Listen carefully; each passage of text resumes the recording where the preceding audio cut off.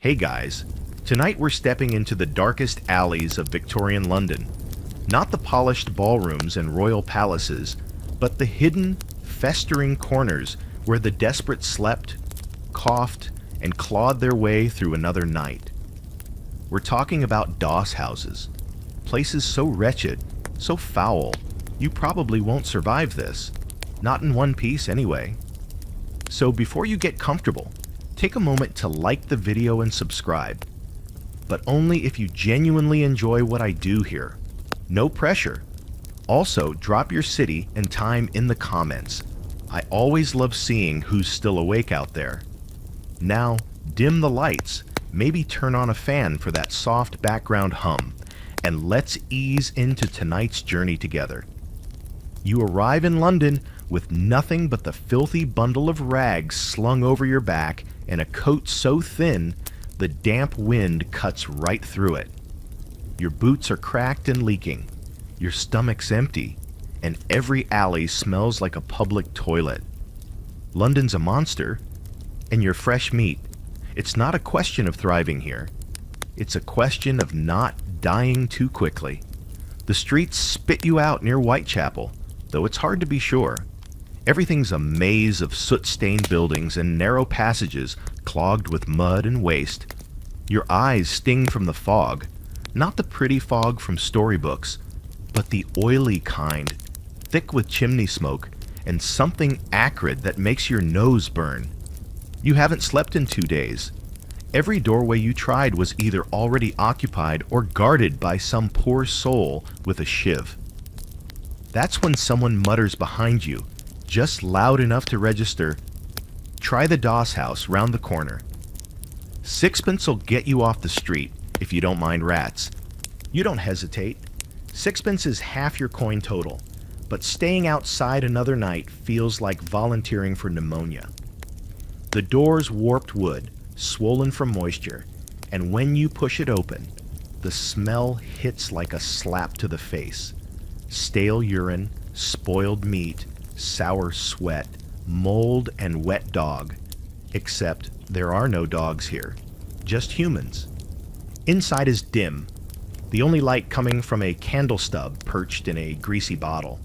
Shadows bend along the floorboards, which creak like they're in pain under your weight. It's a long room with low ceilings, packed tight with bodies on wooden benches, floor mats, and what might have once been mattresses, but now look like collapsed bags of hay. You freeze for a second. This place is wrong. Your gut says so, but your legs give out before your brain can vote, and you sink onto a vacant plank bench. Welcome to the Doss House. You hand over your coin to a man sitting behind a crate who might be the keeper. He's got a swollen red nose, watery eyes, and a permanent sneer. No words, just a grunt as he takes your money and gestures vaguely toward the far wall. You pass by shapes that might be people sleeping or dying. It's hard to tell. Someone nearby lets out a long, phlegmy cough. You suddenly become aware of how wet your own lungs feel. Not a great sign. There are no real beds. If you're lucky, you get a bench to yourself. If not, you'll be shoulder to shoulder with strangers who smell like moldy potatoes and despair. You find an open corner and claim a patch of floor, avoiding a stain that might be blood. Or tea. You hope it's tea. The air is so thick it feels alive. You try not to breathe too deeply. Every inhale brings a new note to the scent symphony. Feet, gin, something rotting in the rafters. You lie down, arms crossed over your chest, staring up at the cracked ceiling. A spider the size of your thumbnail skitters across a beam overhead. It's not the worst company you've had. The walls are stained with damp streaks, and one of the small, grimy windows is cracked, letting in a cold draft that snakes across the floor. There's no warmth here.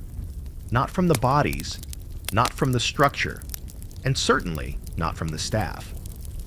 You hear muttering from a nearby group. An argument, maybe, or a shared dream. Someone laughs too loud and is instantly shushed with a hiss. Quiet hours are a joke. The rules are as warped as the floorboards. Still, you almost doze off, your body that tired, your stomach hollow enough to make you lightheaded. But then something crawls across your leg. You slap at it and catch a crunch. Too big to be a flea, too fast for a cockroach. Possibly a rat. Possibly worse. You sit up, hugging your knees. Sleep will have to wait. This place, you learn fast, doesn't sleep. There's always motion. Someone moaning in a nightmare. Someone stumbling back from the corner bucket where people relieve themselves. Someone whispering, maybe praying, maybe plotting. And that strange constant rustle of vermin moving through the straw and rags. You think of the street, of the cold stone under your spine and the wind like knives. This is better, you tell yourself. This is shelter. But you don't believe it. The thing is, London doesn't care about you.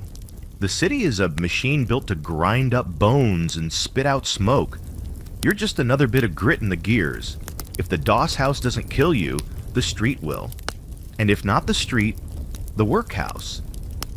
And if not that, well, there's always the Thames. Here's a historical fun fact for you to ponder while trying not to inhale too deeply. By the mid-19th century, there were over 200 Doss houses in London, housing more than 30,000 of the city's poorest. They were technically legal and loosely regulated, but most operated like this one: overcrowded, disease-ridden, and barely fit for rats. And speaking of rats, here's your fringe detail. In some of the worst houses, rats were known to crawl into the beds with sleeping lodgers, not just for warmth, but for a nibble. You try not to dwell on that one. There's still debate among historians about whether Doss houses helped or harmed the urban poor. Some argue they were better than nothing, offering at least minimal shelter. Others say they concentrated illness, crime, and abuse in ways that made life even more dangerous. Either way, you're here now. You've joined the ranks of the forgotten, clinging to sleep in the belly of the city's filthiest beast. Outside, you hear a church bell strike 3. Still hours until dawn. Still no hope of rest. You lie back down anyway. There's nowhere else to go. Morning arrives not with light, but with movement. Around 5 o'clock, a rustling stirs through the sleeping bodies, a slow, sour wave of shuffling limbs and muffled groans. You open your eyes just as someone steps over your head, bare feet slick with grime, toenails like blackened little scythes. The smell is worse in daylight somehow, like the warm breath of the building has grown confident and bolder now that you've all survived the night. You're still here. Congrats. But don't get too comfortable. You sit up and wince. Every muscle aches. Your clothes are damp, and your skin itches in a dozen places you can't reach without making it weird. Your hands feel sticky. You don't want to know why. The spot where you slept has left a faint mark on your trousers, and there's a questionably shaped wet patch a few inches from where your head had been. You scoot away, then regret moving at all. The air is thicker now, like someone boiled cabbage in sewage and poured it into your lungs. The keeper's voice finally cuts through the morning chaos, raspy and mean. Up, clear out by 6, no good morning, no thank you for not dying. Just that bark and a gesture toward the door with his stick. Some folks grumble. One older man coughs so hard he nearly topples over, but everyone moves. You move. Because the only thing worse than paying 6pence for a night in that pit is overstaying and getting your ribs cracked for free.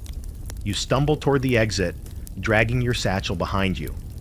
There's no such thing as personal hygiene here. No wash basin, no toilet, and certainly no privacy. A few folks splash water from a barrel out back. If they're feeling ambitious or diseased, you don't. The water's got floating bits anyway, and it's cold. Bone-biting cold. Now comes the worst part, breakfast, or what passes for it. You follow the sluggish flow of bodies to a side alley where a vendor sets up near the Doss house most mornings. He's called Stinky Bill, and you're about to find out why. His breath alone could fumigate a tenement. He wears a coat patched so many times it's become a historical artifact, and his cart is filled with something boiling. Could be stew, could be glue. He ladles it out in cracked bowls for a penny apiece. Not that many can afford even that. You offer a coin, not even sure if it's yours, or one you found stuck to your boot, and he hands you a bowl. It smells gray. That's the only way to describe it. A mix of turnips, questionable meat, and yesterday's regrets. You eat it anyway. Hunger wins. The taste isn't even the worst part. It's the texture. Stringy, with surprise lumps and an aftertaste like candle wax. You gag once, discreetly. Some nearby kids aren't so lucky. One throws up and keeps eating. You realize, disturbingly, that this might be the most nutrition you'll get all week. As you slurp the last of it down, because you're not letting any of that go to waste, you hear someone mutter beside you, "Better than what they served last week? Rat stew, that was." Fur and all, you glance at him. He doesn't look like he's joking. By mid-morning, you're back to wandering. You don't have work, not today, and probably not tomorrow unless a miracle or a death opens up a spot on a road crew or in the tanneries. So you walk. You walk because stopping means thinking. And thinking leads to dangerous places. Like remembering you once had clean clothes or a bed, or people who looked at you with something other than indifference or contempt. You pass another Doss house, this one with a slightly fancier sign. Paint not completely flaked off. Shelter, 6 pence a night. Bed and board. A lie, obviously. No one uses the word bed honestly anymore. But you make a mental note, if the current dump refuses you next time, maybe you'll try this slightly less moldy alternative. You're not the only one eyeing your options. There's a whole world of people moving quietly through London's cracks. The ones who aren't yet dead, but not quite alive either. A woman walks past with a child tied to her back and another clutching her hand, both barefoot. An older man mutters to himself and scrawls something on the wall in chalk, then spits at it. Everyone's surviving in the same ghostly rhythm. Wake, wander, scavenge, sleep, repeat. The city doesn't care who you are, just how long you can stay invisible. You find a stoop and sit for a bit, watching the street wake up. Carriages rattle by, the horses looking healthier than most of the people. A lamplighter moves down the block, extinguishing the last of the gaslights. You envy him. A job. A purpose. Maybe even boots without holes. You imagine asking how he got there. What string of luck or decisions led him to light and not darkness? But he walks past without looking at you. That's fair. You barely exist. There's a historical footnote for you to chew on while you digest that breakfast horror. 6 pence might not sound like much now, but back then, it was a full day's wage for many laborers, if they could find work. For someone on the fringes like you, that 6 pence could mean the difference between a lice-ridden bench and freezing to death under a bridge. And yes, this system fueled an entire economy of landlords who profited handsomely by cramming as many humans as possible into these so-called lodging houses. A sort of proto-Airbnb, if Airbnb also included smallpox and bucket toilets. Here's your quirky tidbit for the day. Some Doss houses didn't even bother with benches or mats. Instead, you could pay to sit all night in a room, propped upright among a group of equally miserable strangers. No leaning, no lying down, just sitting. For hours, that was cheaper. It was called a penny sit-up. And yes, it was as delightful as it sounds. There's still ongoing debate among social historians about whether the Doss house system was a symptom of deeper poverty or a cause of its spread. Did they give people just enough to survive while trapping them in a cycle? Or were they genuinely the last safety net before total collapse? You don't have the luxury of pondering that too deeply. Your stomach already feels sour. Could be the stew. Could be the existential dread. The day's not even half done, and you already know where it's heading. You'll walk, maybe try a soup kitchen if you can get in. You'll avoid constables. You'll dodge the feverish ones. And by dusk, you'll shuffle back toward the doss house with a coin clenched in your fist like a secret. Because no matter how vile it is inside, it's still better than the night air gnawing through your ribs. You get up, joints cracking, and start walking again. The evening fog slides in like a thief. By the time the sun surrenders, the streets are already cloaked in that peculiar London soup, thick, gray, and sour, tasting faintly of soot and damp boots. You're back in the alley outside the doss house, sixpence clutched so tight in your hand it's left a permanent dent in your palm. You feel like Gollum guarding his precious, except instead of magic, this coin just buys you a horizontal surface and maybe a rat-free patch of floor. No guarantees. The doorway looks the same as last night, but worse now that you know what's behind it. You hesitate for half a second. A cold wind punches through your coat, and that settles it. The alternative is sleeping in the street again, and your spine still hasn't forgiven you for the last time. Inside, the warmth hits immediately, but not in a good way. It's like walking into a mouth. The air is thick, sour, and wet, impossible to breathe without tasting. You pause just past the threshold, letting your eyes adjust. Not that it helps much. The doss house glows in the flicker of a few oil lamps and candles, but mostly it's just shadows, movement, and stink. You find a spot on the same bench as last night, though this time there's competition. A woman with a nose like a hawk's beak eyes you up and down, calculating whether you're a threat or just another scrap of human meat. She shifts grudgingly to make room. You mutter thanks. She doesn't respond. From your seat, you can see the full horror of the place. Bodies slumped in corners, some sitting upright in silent misery, others already curled on the floor, trying to sleep through the noise. It's louder tonight. More coughs, more arguments, more clanking of bottles. Someone laughs too hard in the back, and you hear the unmistakable crack of knuckles meeting flesh. A short scuffle, then silence. Nobody intervenes. Nobody ever does. The scent is a new blend tonight. Sweat, of course. But also something metallic, maybe blood, and something unmistakably fishy. You don't want to think too hard about that. The stench clings to your clothes, your skin, even your breath. You've become part of it, woven into the tapestry of stink.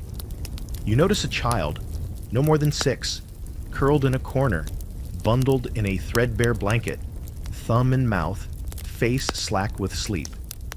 Their mother, maybe, sits nearby, knees hugged to her chest, watching the room like a soldier.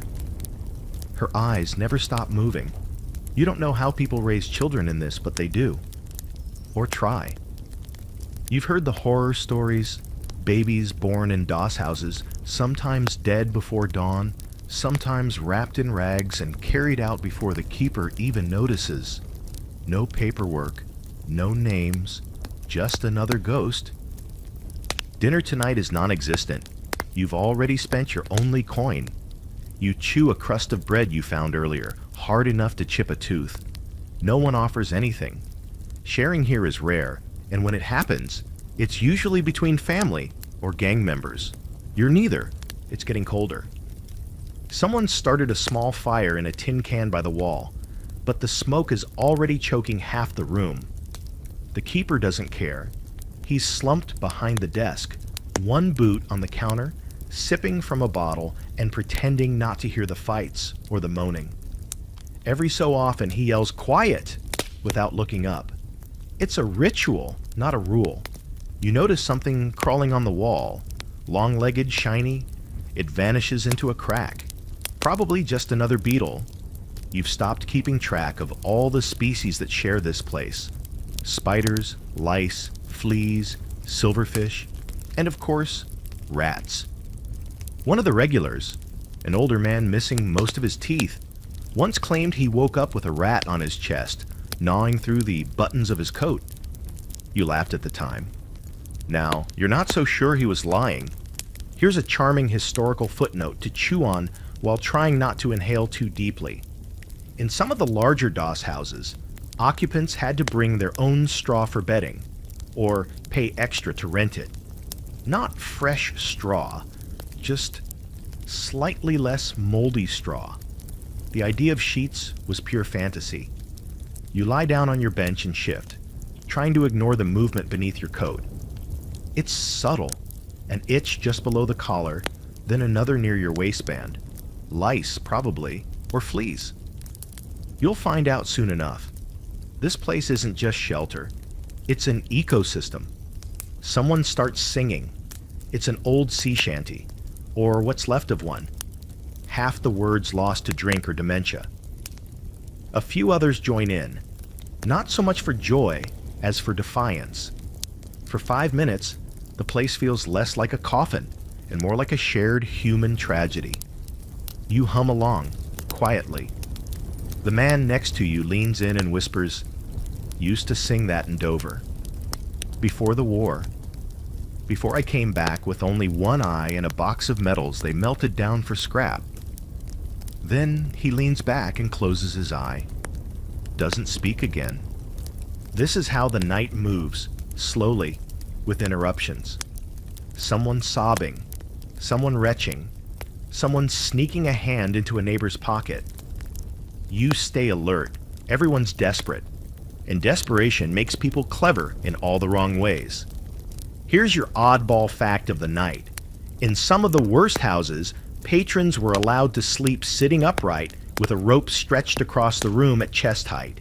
You'd lean forward on the rope and snooze like a drunken marionette. In the morning, the keeper would come through and cut the rope, dropping everyone to the floor in a heap. It was cheaper than a bench, and wildly popular with people who only had a penny or two. You try not to imagine it, but you'll see it for yourself soon enough. There's debate, still, over whether this whole setup was better than nothing. Some scholars claim doss houses were the only thing standing between the poor and certain death. Others argue they were just a slow death, a place where disease, addiction, and misery fermented together until your soul gave up before your body did. You lean toward the second opinion. You lie back again. Close your eyes. Breathe through your mouth. The ceiling groans. The man 2 places down coughs wetly into his sleeve. And somewhere near your foot, a rat scurries, its nails clicking on the wood like morbid castanets. Welcome to night 2. You wake before dawn, though wake is a generous word. More like you regain consciousness after a night of half sleep, twitching in and out of shallow dreams where the walls oozed and the floorboards whispered. Your back screaming, and something's crusted near your mouth, probably dried drool or worse. Around you, the doss house is shifting again, like some massive wheezing organism. Groans, coughs, a few early risers clanking around like miserable clockwork. Someone farts loudly. No one reacts. It's darker than it should be. The candle stubs burned out sometime in the night, and now the only light seeps in through the greasy window panes, a sickly gray smudge of dawn. A fog outside means you can't see far, but you can hear it. Horses clopping past, wheels sloshing through muck, someone shouting about fresh eels.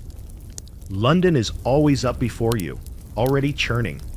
You sit up, stretch, and regret it instantly. The muscles in your neck feel like coiled ropes, and your left foot's gone numb from where it was tucked under a stranger's leg all night. You can't remember when you last felt warm or clean.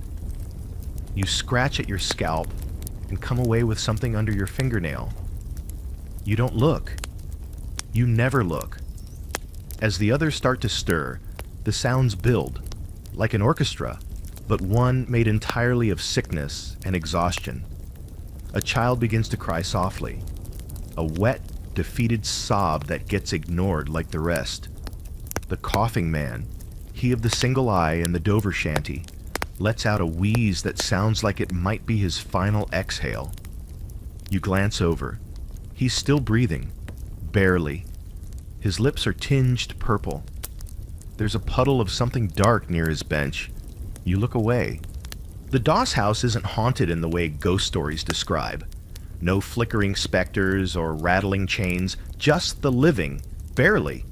The truly terrifying thing here is how fast people become furniture. You walk past the same slumped shape 3 mornings in a row, then suddenly you're not sure if they're sleeping or dead.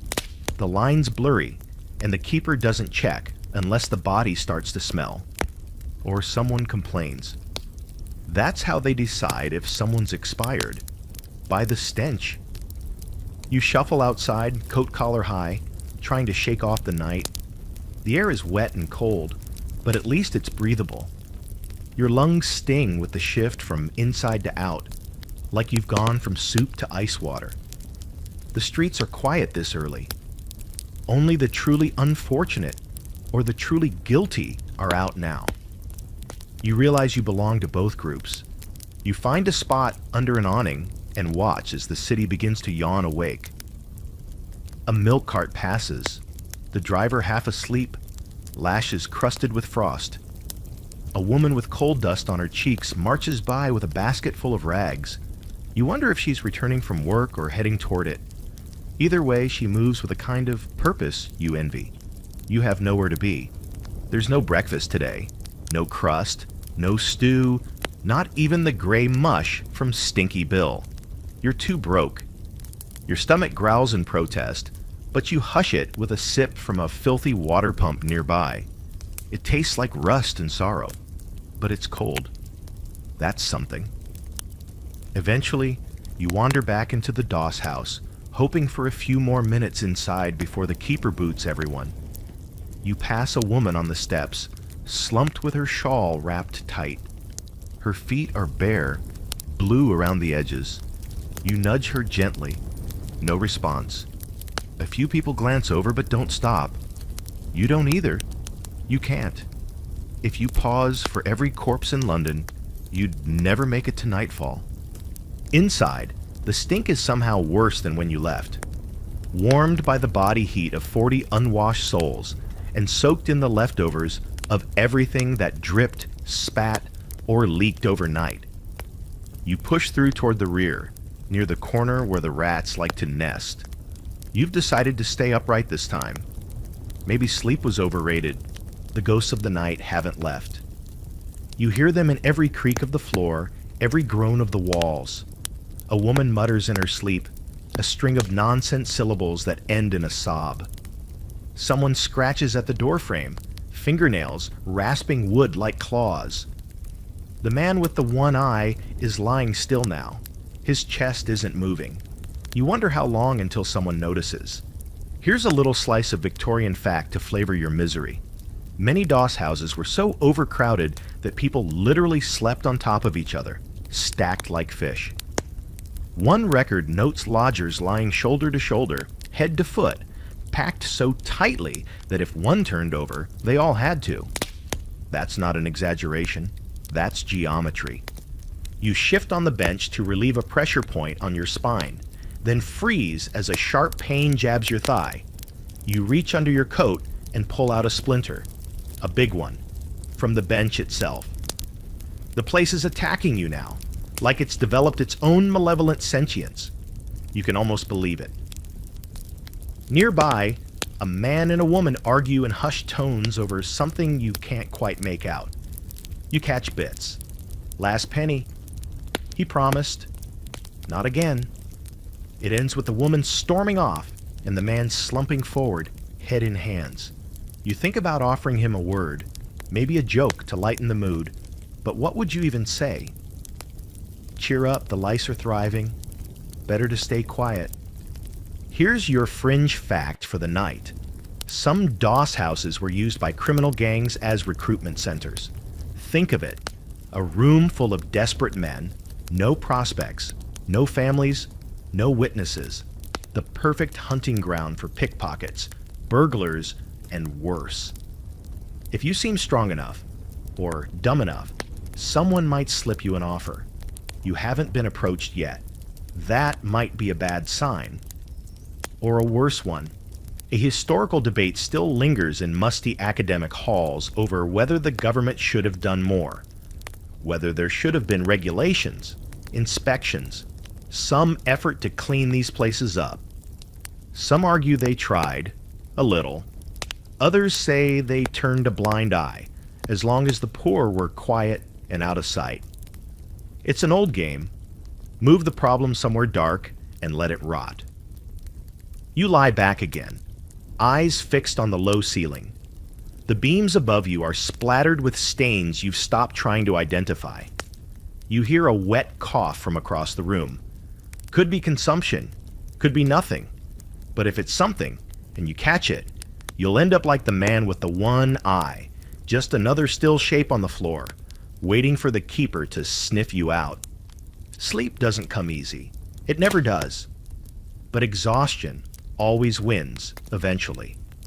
You drift, hovering between awareness and dreams, until even the stink starts to feel familiar. Almost homey. And that's the worst part. By the time your eyes peel open, the room already reeks of boiled something. Not food exactly.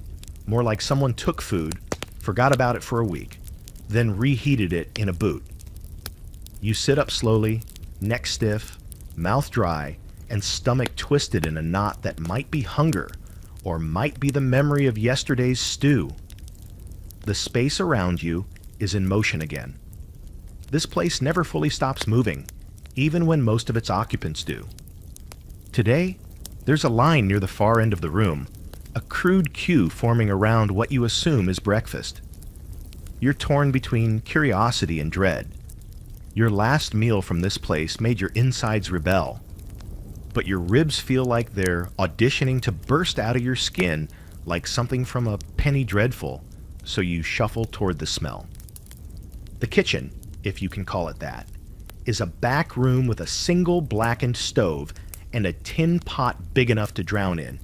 No firewood, just a few sputtering coals and smoke so thick it stings your eyes before you even get a look at the pot.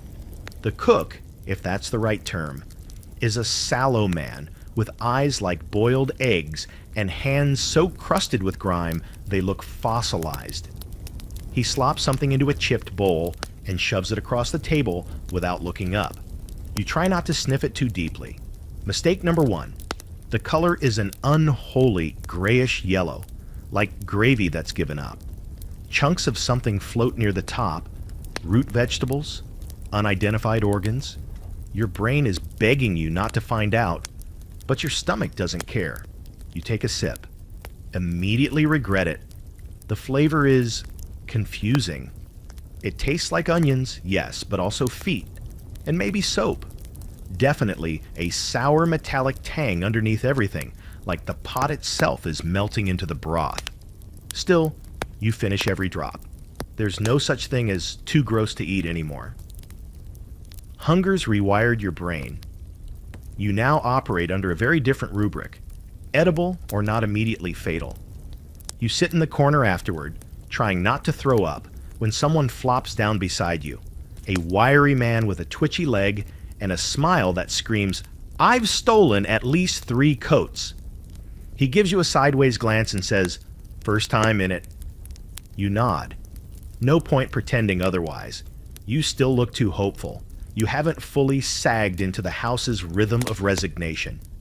He chuckles, scratches his beard, and probably 3 layers of scabs beneath it, and leans closer.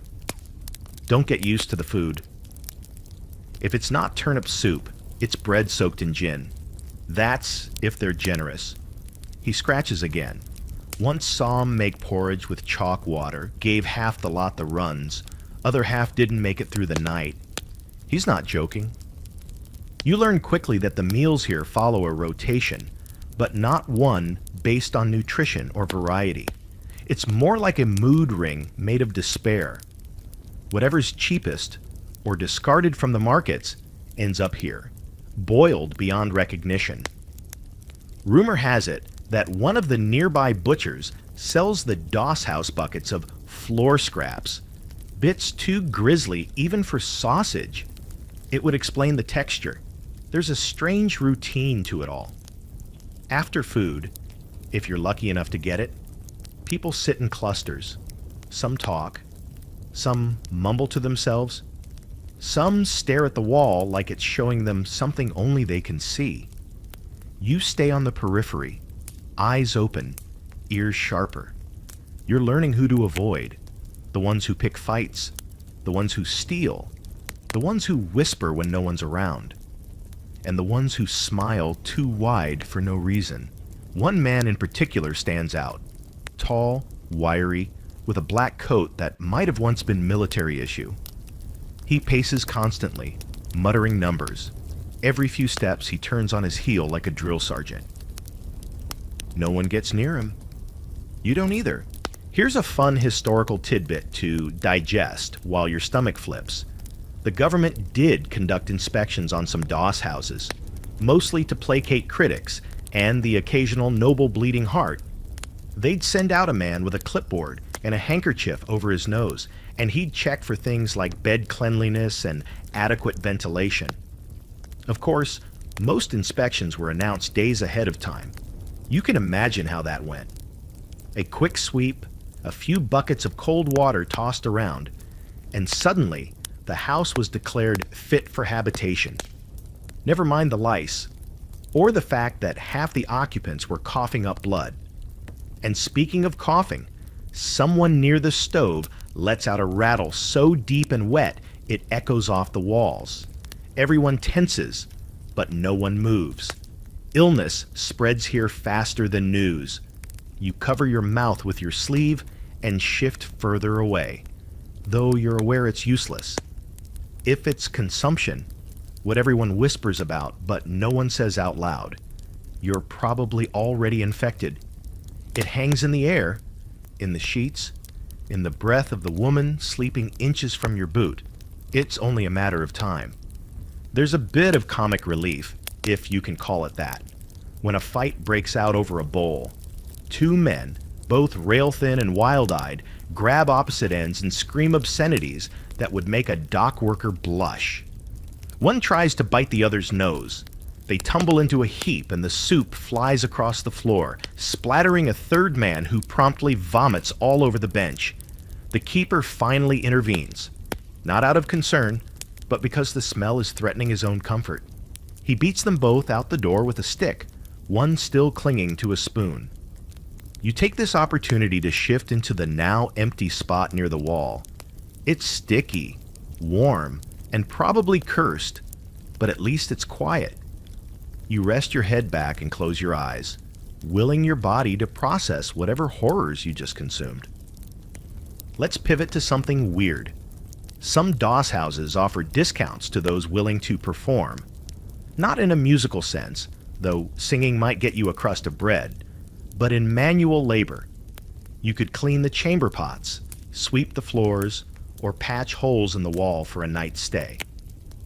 One enterprising owner supposedly let lodgers wrestle rats in the basement for betting money.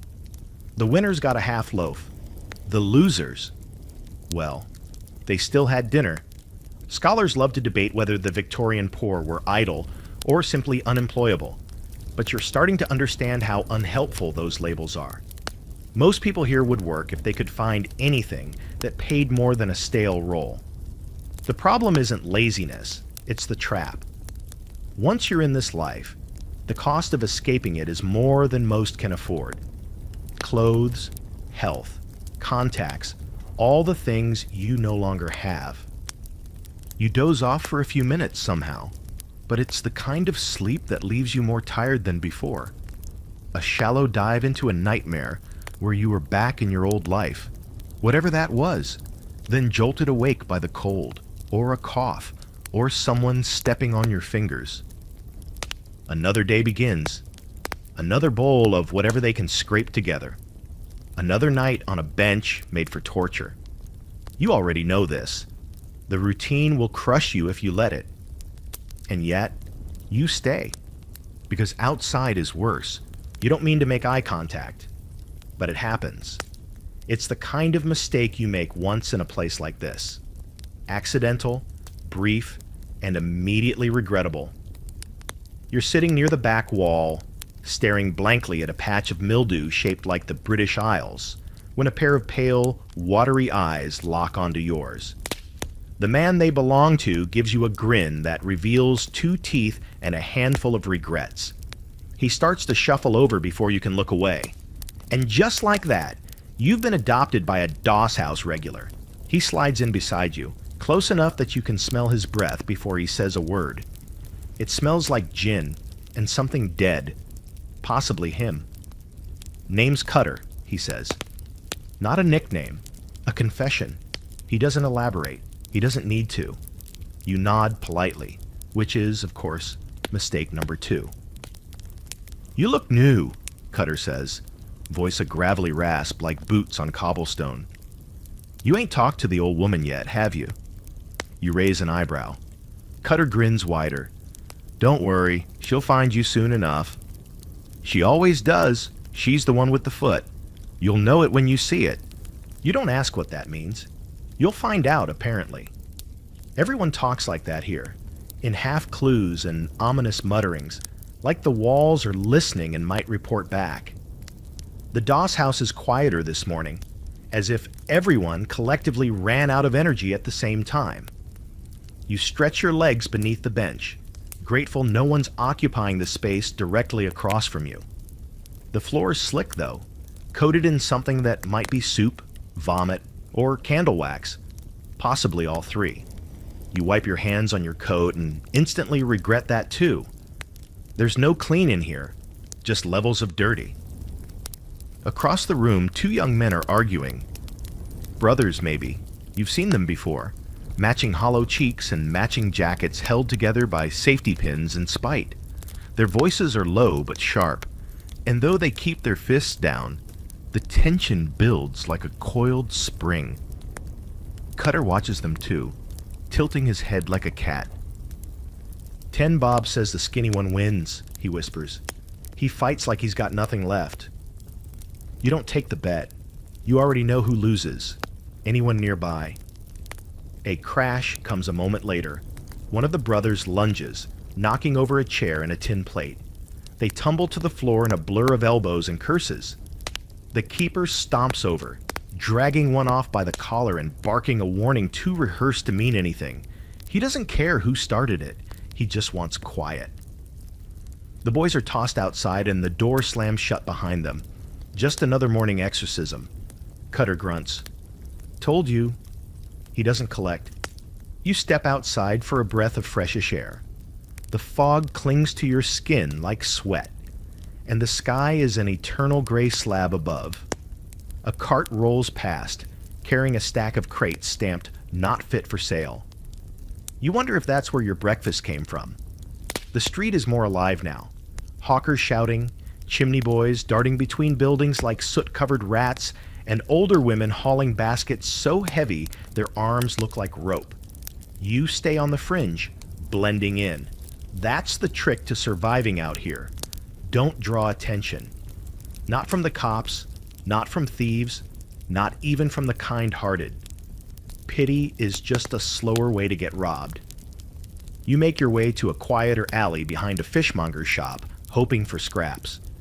The stink of fish is eye-watering, but the bin has a few bones with enough meat to nibble on. You're not proud. You're just hungry. A boy half your age tries to muscle in beside you, but you growl without meaning to, and he scampers off. That's new. Apparently you're frightening now, or pathetic enough to look dangerous. Either way, it works. Here's a historical footnote you'll appreciate now that you're gnawing on fish bones like a Dickensian sewer goblin. In Victorian London, the deserving poor, and the undeserving poor were a big thing. If you were sick, elderly, or widowed, society might throw you a crumb.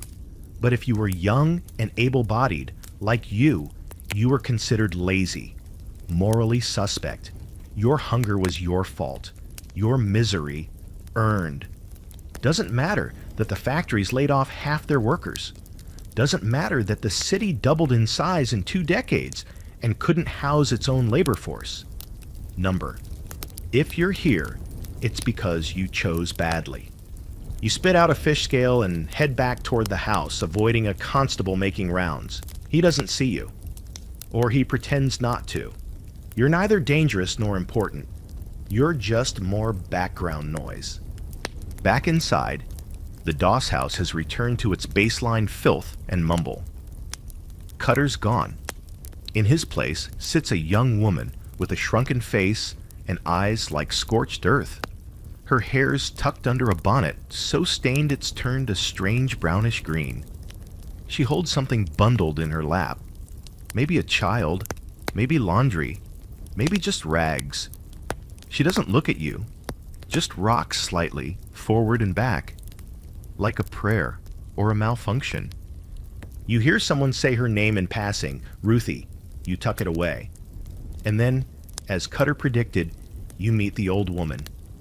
She shuffles in from the far end of the room, crooked and bundled in 10 layers of wool and shawls, none of which match. Her face is a roadmap of survival, lines so deep you could get lost in them. But it's the foot you notice, or rather, the thing where her foot should be. It's a club, wrapped in rags, swollen and misshapen, like it belongs to a different body altogether. She walks with a crutch that doubles as a weapon, thumping it loudly as she goes. No one talks when she passes. Some nod. Others look away. She stops in front of you. "You got a name?" she croaks, voice brittle. You hesitate, then lie. "Thomas." She doesn't blink. "Keep it then. Don't leave it on the floor. Someone will take it." She moves on, muttering something about ghosts in the stove. You exhale. Your hands are sweating. Now here's your offbeat historical detail for the day. Certain Doss houses were known for specific populations. One might cater to discharged soldiers, another to women just out of prison, another to foreign dock workers who didn't speak a lick of English. These weren't official designations, more like social gravity. The regulars shaped the culture, and once a place got a reputation, it stuck. You wonder what your house's reputation is. You're afraid you already know. The place where people disappear between coughs. There's still debate over whether any of these places could have been improved without tearing the whole system down.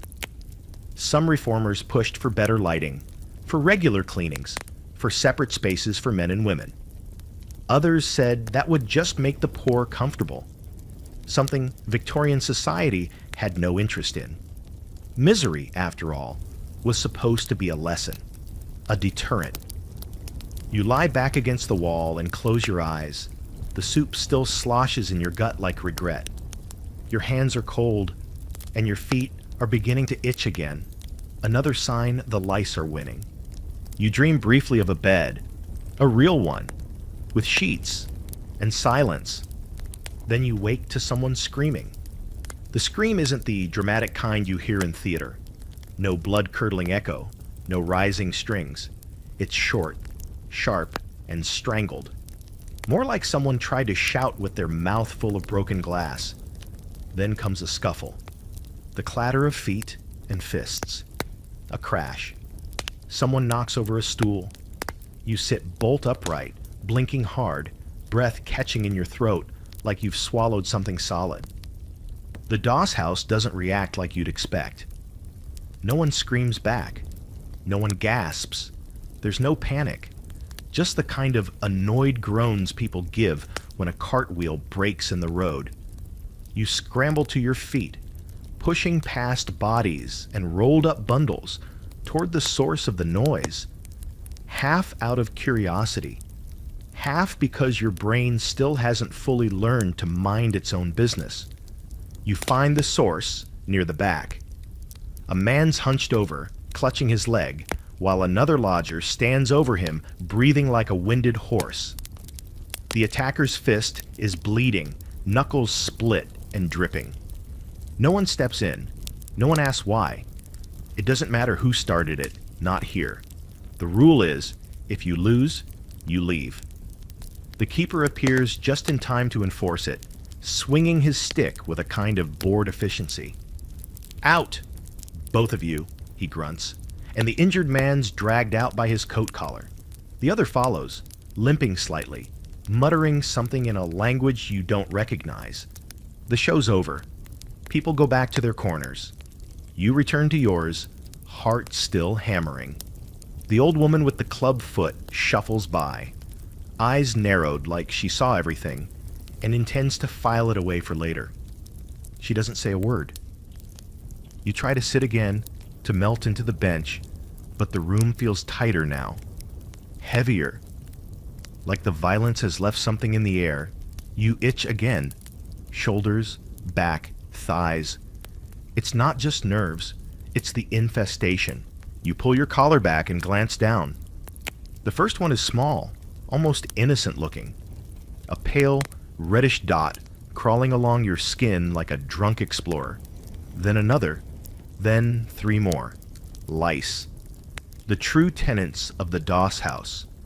You resist the urge to scratch, knowing once you start, you won't stop. Instead, you stand. Excuse yourself to no one in particular, and head outside into the London gloom. The fog has lifted slightly, revealing the street in all its filthy glory. Cracked cobblestones slick with damp, piles of horse droppings stewing in puddles, and the occasional newspaper blowing like a ghost along the gutter. You spot a trough near a stable and make your way toward it. You don't care if it's meant for animals.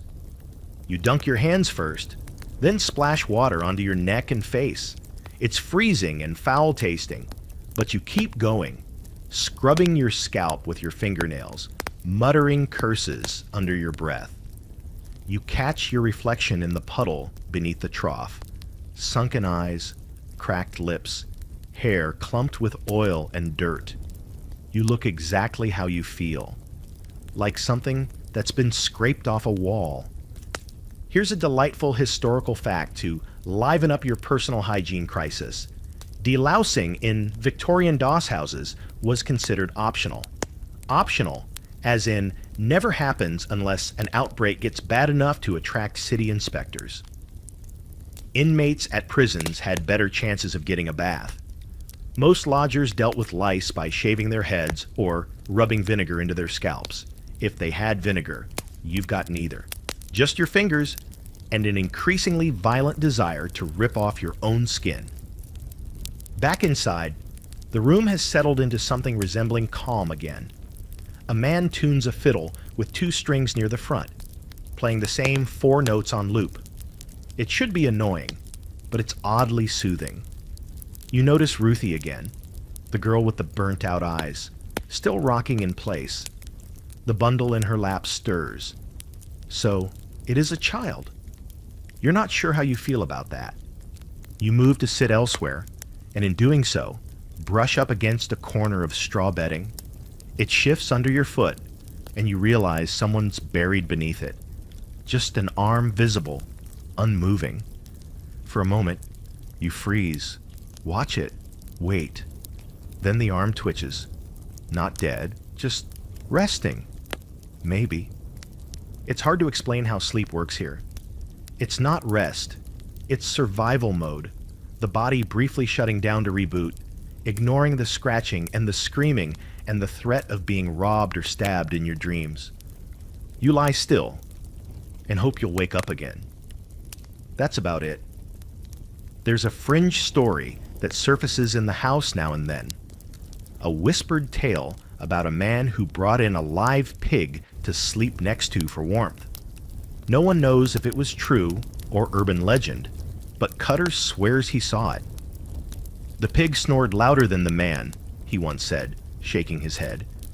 But at least the pig didn't steal shoes. You wish you had something that strange to break the monotony.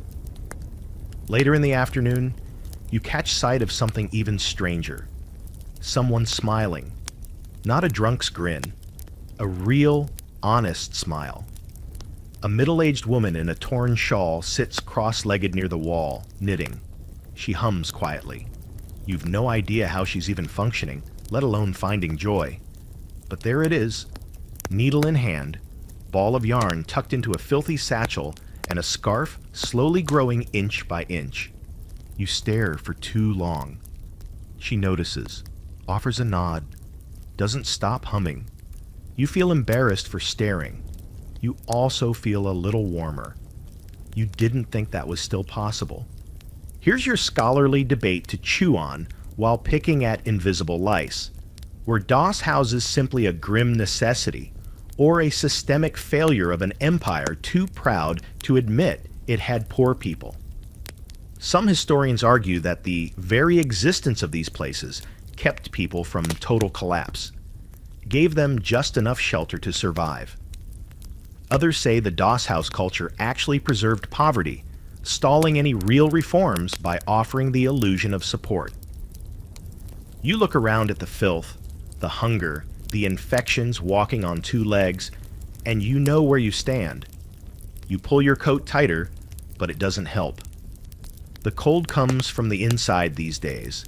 You close your eyes and rest your head against the damp brick wall, trying not to think about what's crawling under your collar or what that shadow near the door really is. The bench creaks under your weight, and someone lets out a long, low moan from the other side of the room. Then the coughing starts again. It's coming from near where one eye used to sit. Someone else now. A new cough. But the same ending is written on the wall. The doss house has rules. At least, that's what the sign near the entrance claims. A crooked plank nailed to the wall with big peeling letters: no spitting, no cursing, no fighting, curfew at 9. Clean your place. Every rule, a kind of punchline. Because in practice, no one follows them, and no one enforces them, unless the keeper's in the mood, which is rare and unpredictable as the weather. You notice early on that the only real rule in here is, don't be weak. Weakness gets you ignored at best, stomped at worst. If you're coughing too much, if you cry in your sleep, if you drop your guard for even a moment, someone will take advantage. Might be your blanket, might be your boots, might be something worse. So you learn to walk like you're tougher than you are. Head high, shoulders squared, eyes sharp even when your stomach's trying to digest itself. The posted rules hang there like a joke. No spitting? Please. The floor's a patchwork of dried phlegm, blood, and spilled stew. You've seen people spit just to claim a spot. No cursing? That's like telling the Thames not to flow. Every other word in here is a blasphemy, a threat, or a plea twisted into a curse. You heard a man yesterday describe breakfast using language that would give a sailor pause. No fighting? Hilarious. You've seen 3 brawls in 2 days, and the keeper only interfered once, when someone threw a tin cup and it nearly hit his gin bottle. And curfew? Technically, yes, the doors close around 9, but it's not like the house transforms into a peaceful boarding school afterward. That's when the real noise starts. People come in half-soused, hollering nonsense, women crying behind the partition, men muttering in their sleep or shouting at invisible demons. The benches are alive with fidgeting, scratching, grinding teeth. It's not a curfew. It's a lid on a boiling pot. You're starting to understand why some of the older regulars look like carved wood. No expression, no motion, just slumped shapes and coats that haven't come off in a year. You wonder if they still hear the noise, or if their brains have gone somewhere quieter. Maybe that's the only way to survive long term. Mentally move out while your body stays behind. One of the rules, clean your place, is especially funny. What place? There are no assigned spots. You sleep where you can find room. You leave nothing behind unless it's lice or blood. You've tried, once or twice, to brush off your bench or fold your coat just so. It didn't matter. 10 minutes later, someone sits in your exact spot and wipes a greasy hand on the wood. Cleanliness isn't a value here. It's a rumor. Still, you find yourself craving order. Not hygiene necessarily, just rules that mean something. You grew up with some, didn't you? Sit up straight. Don't talk with your mouth full. Say thank you. Now it's don't fall asleep with your boots on. Someone might steal them. Don't eat anything that's still moving. Don't trust the man with the neck tattoo who keeps asking what time you sleep. These are the new commandments. You step outside again for a break from the stench, which clings to your nostrils like tar. The street outside is busy now, midday in full swing. Vendors shout half-heartedly over crates of wilting produce. Children chase each other barefoot through puddles, and a preacher stands on a crate near the corner, shouting about fire and salvation. You watch him for a while, wondering if he's ever spent a night in a place like yours. Probably not. His coat is clean. His shoes match. That disqualifies him. You cross the street and duck into an alley where an old man is selling what he calls miracle drops from a bottle with no label. Says it cures coughs, cleans the blood, and brings a smile to your gut. You ask how much. He says tuppence. You don't have tuppence, but you ask anyway what's in it. He grins. Gin and goose grease. Mostly you nod and walk away before he can upsell it as cologne. Here's a historical footnote for that charming encounter. Victorian London was swimming in quack remedies. Snake oil salesmen made a killing selling so-called elixirs and tonics, many of which were just alcohol, morphine, or flat-out poison. Some were sold in the very doss houses themselves, cheap enough for the desperate, strong enough to dull the misery. People drank them, rubbed them on their skin, gave them to their children. You don't know what's worse, knowing they were fakes or knowing some actually worked, just not in the way anyone intended. When you get back to the house, the keeper is sitting in his usual spot, feet up, sipping from a bottle wrapped in rags. His eyes track you for a second, then lose interest. He's the law here, technically. Enforcer, landlord, warden. But he's more like an overworked ghost, only visible when he wants to be, and dangerous when he gets bored. You've seen him throw out men twice his size just for snoring too loud. You've also seen him ignore a full-on knife fight because it happened near the back and he couldn't be bothered to get up. There's a debate historians like to have about doss house keepers. Were they villains? Victims? Just cogs in a filthy machine?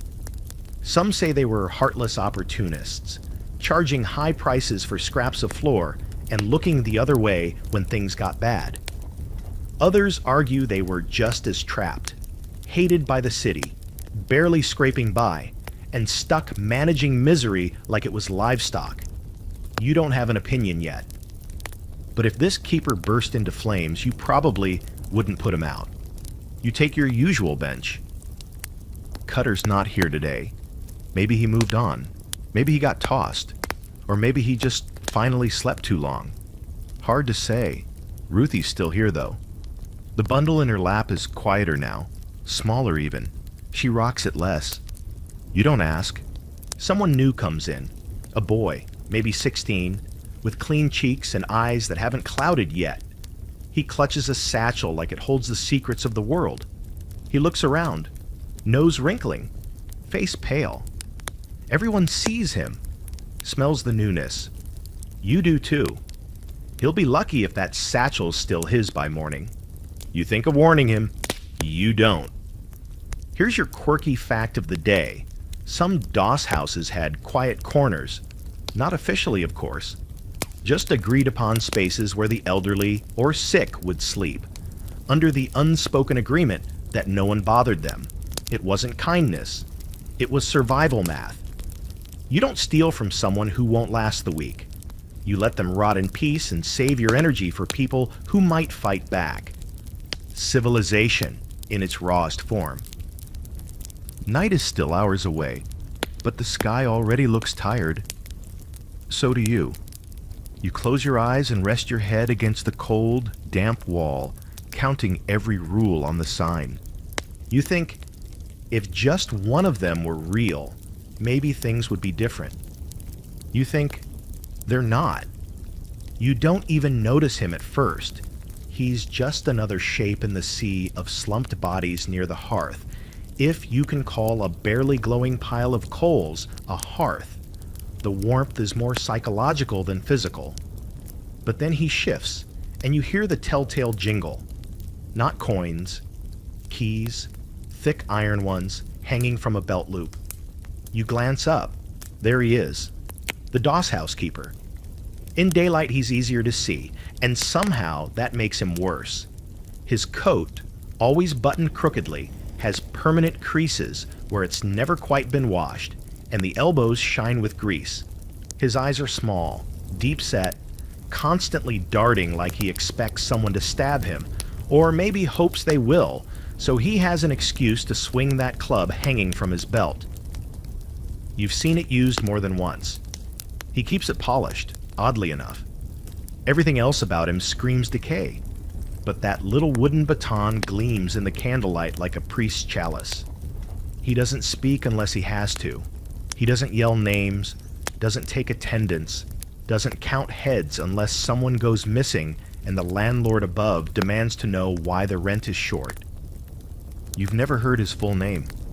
People call him Keeper, or sometimes that bastard, depending on the mood. You once heard someone call him Governor, but they were drunk and bleeding from the face at the time. There's a quiet myth among the regulars that the Keeper used to be like you. Just another down and outer, sleeping on benches, eating rat-flavored stew. Then one day, the old Keeper died, and he stepped into the role like it was always meant for him. No ceremony, just a transfer of keys and the slow acceptance of power. Not because he was good at it, just because he was the only one still breathing who didn't flinch at the smell. You watch him now as he makes his round, if you can call it that. A meandering loop through the room, checking nothing in particular, just letting people know he's still watching. You hold your breath when he gets near. Everyone does. He stops near a new lodger, a woman with red hair and a nervous twitch in her jaw. She shifts slightly, offering a weak smile, which he does not return. His eyes rest on her longer than they should. Then he moves on. You relax your shoulders. Barely notice you'd tense them in the first place. Here's a grim historical tidbit that will make your skin crawl more than the lice do. In several documented cases, Doss housekeepers doubled as informants for the police. For the right price, or the right grudge, they'd point out which lodger had a knife hidden, who was part of a gang, who might have been seen near a crime scene. Sometimes they got a cut of the reward money. Sometimes they just wanted someone gone. And in a place like this, where everyone blends into the moldy wallpaper, it only takes a whisper to disappear someone permanently. You've noticed the Keeper doesn't sleep here. Not like the rest of you. He has a back room, separated by a door you've never seen open. Rumors say it's where he keeps his real bed, sheets and all, and a stash of food better than what the rest of you eat. No one's ever confirmed it. No one dares peek. That door is sacred, touched only by him and once by a rat who didn't make it back out. You do your best to stay invisible when he's near, not in an obvious way. You don't shrink. That's how you draw attention. No, you sit still, don't look him in the eye, and give off the energy of someone too boring to notice. So far it's working, but not everyone shares your survival instincts. Late in the evening, after another bowl of tasteless broth has gone down like warm pond water, A boy near the stove gets bold. He's maybe 15, skinny, with dirty blonde hair and too much optimism. You've seen him trading buttons and scraps of wire for pennies. He's clever in that doomed way. Tonight, he struts up to the keeper like he's about to ask for a raise in a job he doesn't have. "Sir," he says, loud enough to hush half the room, "we're out of straw in the corner again. Roof's leaking too. Think you could—" He never finishes the sentence. The club swings out so fast it whistles. It catches him in the gut, knocks him flat. The boy wheezes, curls up like a dying spider, eyes wide in shock. "Tell someone who cares," the keeper mutters, already walking away. No one helps the boy. Not because they're heartless, but because they're smart. The last person who jumped in ended up with a busted cheekbone and an invitation to sleep outside for a week. You wait until the keeper disappears back into his room before crawling over and nudging the boy. He's still breathing, just less enthusiastically. "You'll live," you whisper. Not a comfort, just a fact. He doesn't answer, but he grabs your hand briefly, then lets go. You sit back down in your corner and try to pretend it didn't happen. That's what everyone else is doing. But the image of the club swinging out, clean and casual, sits in your skull like a branding iron. Here's your oddball fringe fact of the night. Some keepers didn't just run doss houses. They ran rackets, pawn operations, backroom gambling, even matchmaking services for men looking to buy a night of companionship. In the worst places, women weren't just lodgers. They were inventory. You don't know if your keeper is part of anything like that. But you've noticed certain women get let in without paying, and they don't stay in the main room. You hear them leave again hours later, moving slow, like something in them's been scraped out. There's debate in the dusty corners of academia about how much power these keepers really had. Some say they were trapped, too, under pressure from landlords, city inspectors, and criminals. Others believe they ruled their turf like petty kings, building empires from the bones of the poor. You're leaning toward the latter. Empathy's a luxury that doesn't last long here, especially not when you hold the keys. The keeper's back room door creaks shut, and silence falls. Not peace, just the kind of quiet that settles when fear is the loudest thing left. You try to sleep. The bench is harder than ever. Your head aches. The stew's turning in your belly like it's trying to escape. But worst of all is the memory of that club and the way it moved, like it had a mind of its own. You realize something else as you drift. You're not afraid of dying in this place. You're afraid of living long enough to end up like him. You don't plan to get evicted. No one does. It's not the kind of thing you schedule. One moment, you're dozing on your usual plank, chin tucked into your coat, the rhythm of hacking coughs and scratching mice lulling you into something like sleep. And the next, a boot kicks your side and a voice barks your name, or at least the name you gave them. Thomas. It's the keeper. You know that voice, that tone that means something's about to hurt. You open your eyes slowly, trying not to move too fast. You've learned sudden movements only invite more attention, and attention here is a currency with interest. The keeper looms over you like a chimney, soot-stained and collapsing inward. He's not shouting, but he doesn't need to. Everyone's watching now, pretending not to. "You're late," he mutters, tapping the club against his thigh like it's an afterthought. "Payment was due at dusk." You blink. You thought you had another night left. Your coin's still warm in your pocket, thumbed 1,000 times in the past hour. It's the last one you've got. You start to reach for it, but he's already shaking his head. "Too late," he says. "I gave your spot to someone else." You try to protest. Quietly, respectfully, because you're not stupid. You explain you were going to pay, that you still have the sixpence, see? It's right here. He doesn't even look at it, just gestures toward the door. Out. And that's it. No negotiation, no refund policy, no appeals. The rules are arbitrary, enforced at the whim of a man who's lost all concept of fairness. And you knew that. You knew. But you thought, just maybe, this time. You gather your bundle, what's left of it, and step outside. The door slams behind you like a coffin lid. London greets you with cold fingers. Rain. Of course, not a torrential downpour, just a steady, sideways drizzle that soaks in immediately and stays. Within minutes, your shoulders are drenched. Your boots squelch with every step.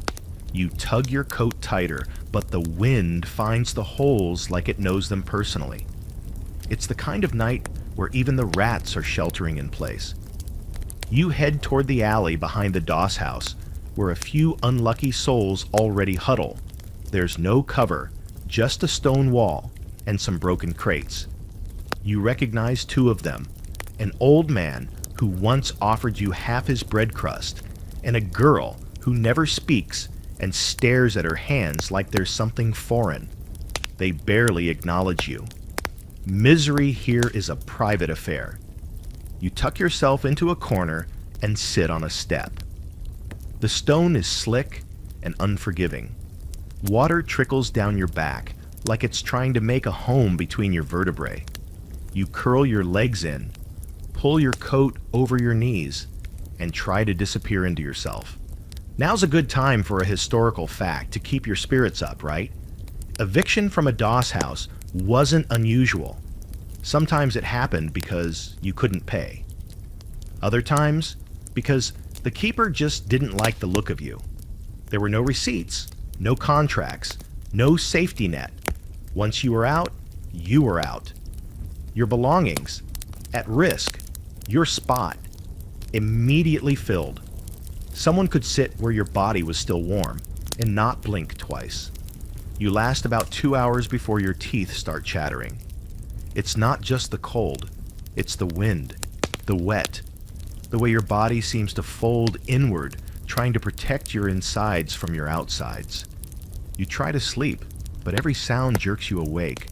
The scuffle of boots, the rattle of a cartwheel, a drunk shouting at ghosts. There's no rest here, just waiting for the next bad thing. You debate your options. There's always the tannery. Sometimes they take on night laborers. The pay is wretched, and the work smells like death, but it's warm. Or at least warmer than this. You tell yourself you'll go at first light, but that means surviving the night. Someone else joins your alley. A boy, small, maybe 9 or 10, dragging a sack twice his size. He finds a dryish patch near the wall and curls up without a word. You wonder where his parents are. Then remind yourself that asking questions like that here is a form of self-harm. By dawn, your fingers are numb. Your coat is soaked through. You've barely slept. And now you have to decide. Try again at another Doss house with your last coin, or gamble on work. You stare at the silver in your palm. It looks lighter than it did yesterday. Or maybe you've just aged 10 years overnight. Here's something on the fringe to consider. Some Doss house evictees faked illness to get a night in the charity wards. Not always a good idea. Sometimes they kept you, locked you in, treated you like a specimen instead of a person. But still, it beat the cold. Some even faked madness for a stay in the asylum, where beds and food, while horrible, were at least consistent. Risky, though. Hard to prove you were sane once you'd said you weren't. You walk the streets until your feet burn. The tannery doesn't take anyone today. Says they're full up. A soup kitchen turns you away before noon. They're out of bread. The fog rolls in thick around midday, and with it comes a hopelessness so heavy it settles in your bones. You pass by a shop window and catch your reflection. Wet, hunched, sunken eyes that look bruised. You wonder if you'd recognize yourself in daylight. And now You've made a full circle. Back to where you started, back to the Doss House steps, clutching the same sixpence, soaked to the skin and dizzy from hunger. You hate yourself for coming back, for hoping the keeper might have a scrap of compassion or forget he kicked you out. But he doesn't, and he hasn't. Full, he says, without looking up from his bottle. You don't argue. Just turn away and shuffle down the street, boots squishing, mouth bitter. So this is what eviction feels like. It's not a scream or a door slammed in your face. It's quieter, colder. It's the slow realization that you've become the kind of person no one wants to share floor space with. And the city just keeps moving. You don't plan to sleep under a bridge either. It just sort of happens. Like everything else lately, you wander long enough, with feet blistered and knees locked from cold, and eventually the city pushes you into its lowest crevice. This one is off Commercial Road, beneath a stone arch stained black by decades of coal smoke and horse piss. The river's not far, close enough that the air stinks of low tide, rot, and the chemical tang of factories upstream. You settle on a dry patch of ground, dry being a generous term, and lean your back against the wall, trying to remember what your spine felt like before it became part of the architecture. You're not alone, of course. Never are. The bridge is already claimed by a handful of others who, like you, couldn't scrape together sixpence or had the misfortune of offending the wrong keeper. You exchange no names, no greetings. There's a shared agreement here. Pretend each other doesn't exist unless absolutely necessary. It's safer that way. You curl into yourself, coat pulled tight, chin tucked down. Your hands are too cold to feel anything. You try to keep your feet off the wet spots. There's a drip from above, steady, rhythmic. You can't tell if it's water or something worse. You try not to think about rats, but you know they're there. You hear them, scampering through the rubbish and darting between shadows. One runs over someone's boot and gets swatted away. It squeals. The person doesn't even flinch. You drift in and out of sleep, if you can call it that. Your dreams are fractured, full of chasing and falling and cold teeth biting into your skin. You wake once to the sound of footsteps. Heavy, measured. A constable. A pair of them, actually. Lanterns swinging, truncheons at their belts. They don't speak. Just shine the light down under the bridge, eyes scanning, faces unreadable. One of them nudges your foot with the tip of his boot. You blink up at him. No loitering, he says flatly. You want to laugh, but your jaw aches from clenching. Instead, you nod and pull your legs in tighter. After a moment, they move on, leaving the stink of oil and indifference behind them. Here's a little historical morsel to chew on while you pretend your fingers haven't turned blue. London police in the 19th century often doubled as unofficial social control.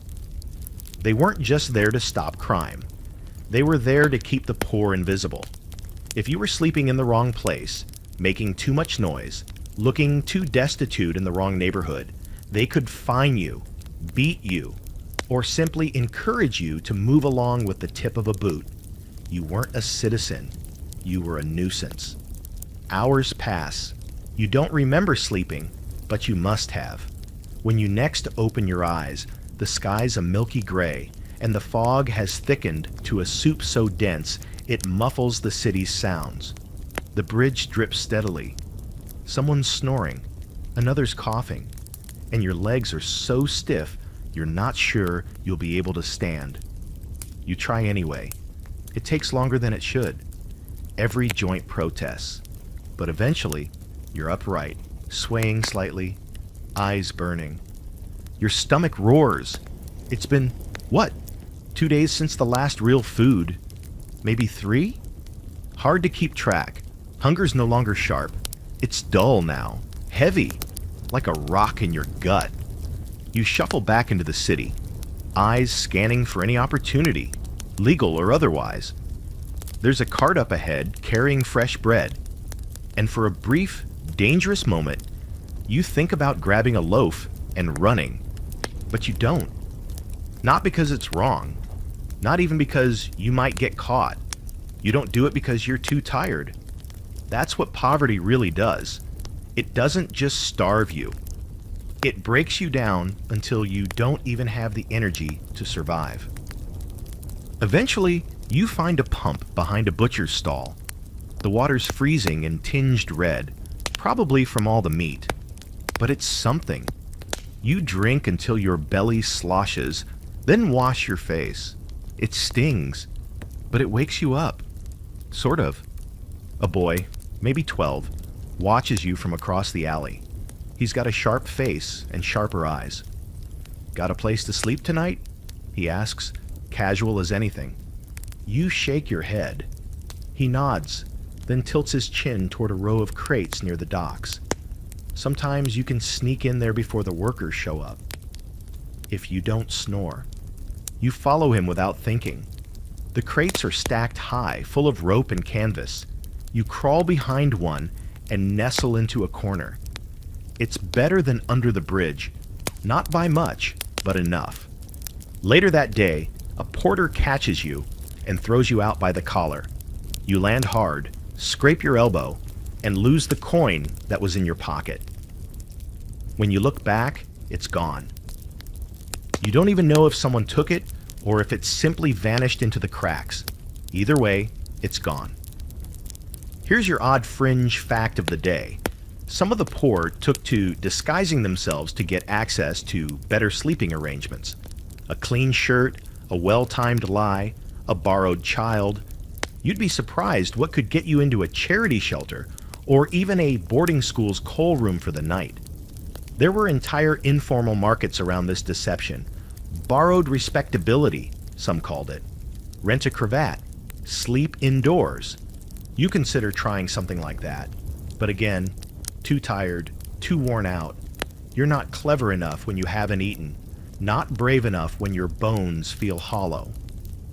That night you find yourself on the move again. Not toward the Doss house. That door's closed to you now, at least for the time being. Instead, you curl up on the step of a closed shop, half covered by an awning and ignored by passers-by. You're invisible, but not safe. A drunk stumbles past and mutters something about filthy dogs. You pull your coat tighter and pray he keeps walking. Here's your debate to ponder as the cold seeps in. Did the Victorians criminalize poverty, or were they just overwhelmed by it? Some historians say the sheer volume of destitute people, thousands pouring into the city each year, was too much for any system to handle. Others argue that the systems in place were designed to fail, so the rich could wash their hands of guilt. You can't tell who's right. But right now, lying on stone steps in yesterday's rain, it sure feels like someone decided this was your fault. You close your eyes and try to imagine warmth, a fire, a bed, a door that doesn't slam in your face. Instead, you get drizzle, footsteps, and that creeping thought that the bridge might have been better after all.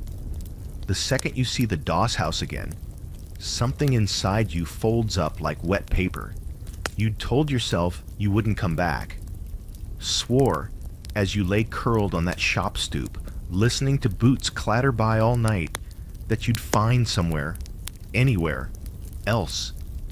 That this place, with its sour air and lice-ridden benches and unwritten law of indifference, would never see you again.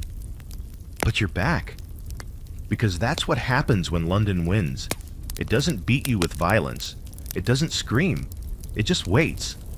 Waits until you've got nothing left but hope that smells like mildew and costs sixpence. You approach with caution, shoulders hunched. Not because you're cold, though you are, but because you're ashamed. Like returning to an ex you swore off, but who still has your name memorized and a drawer full of your socks. The building looks smaller this time, or maybe you look bigger. stretched thinner by nights outside. Either way, it's less imposing and more like an open mouth, ready to swallow. The keeper is at the desk, of course, polishing his club with a rag that might once have been a shirt. His eyes flick up as you enter, and for a split second, you see something familiar. Recognition?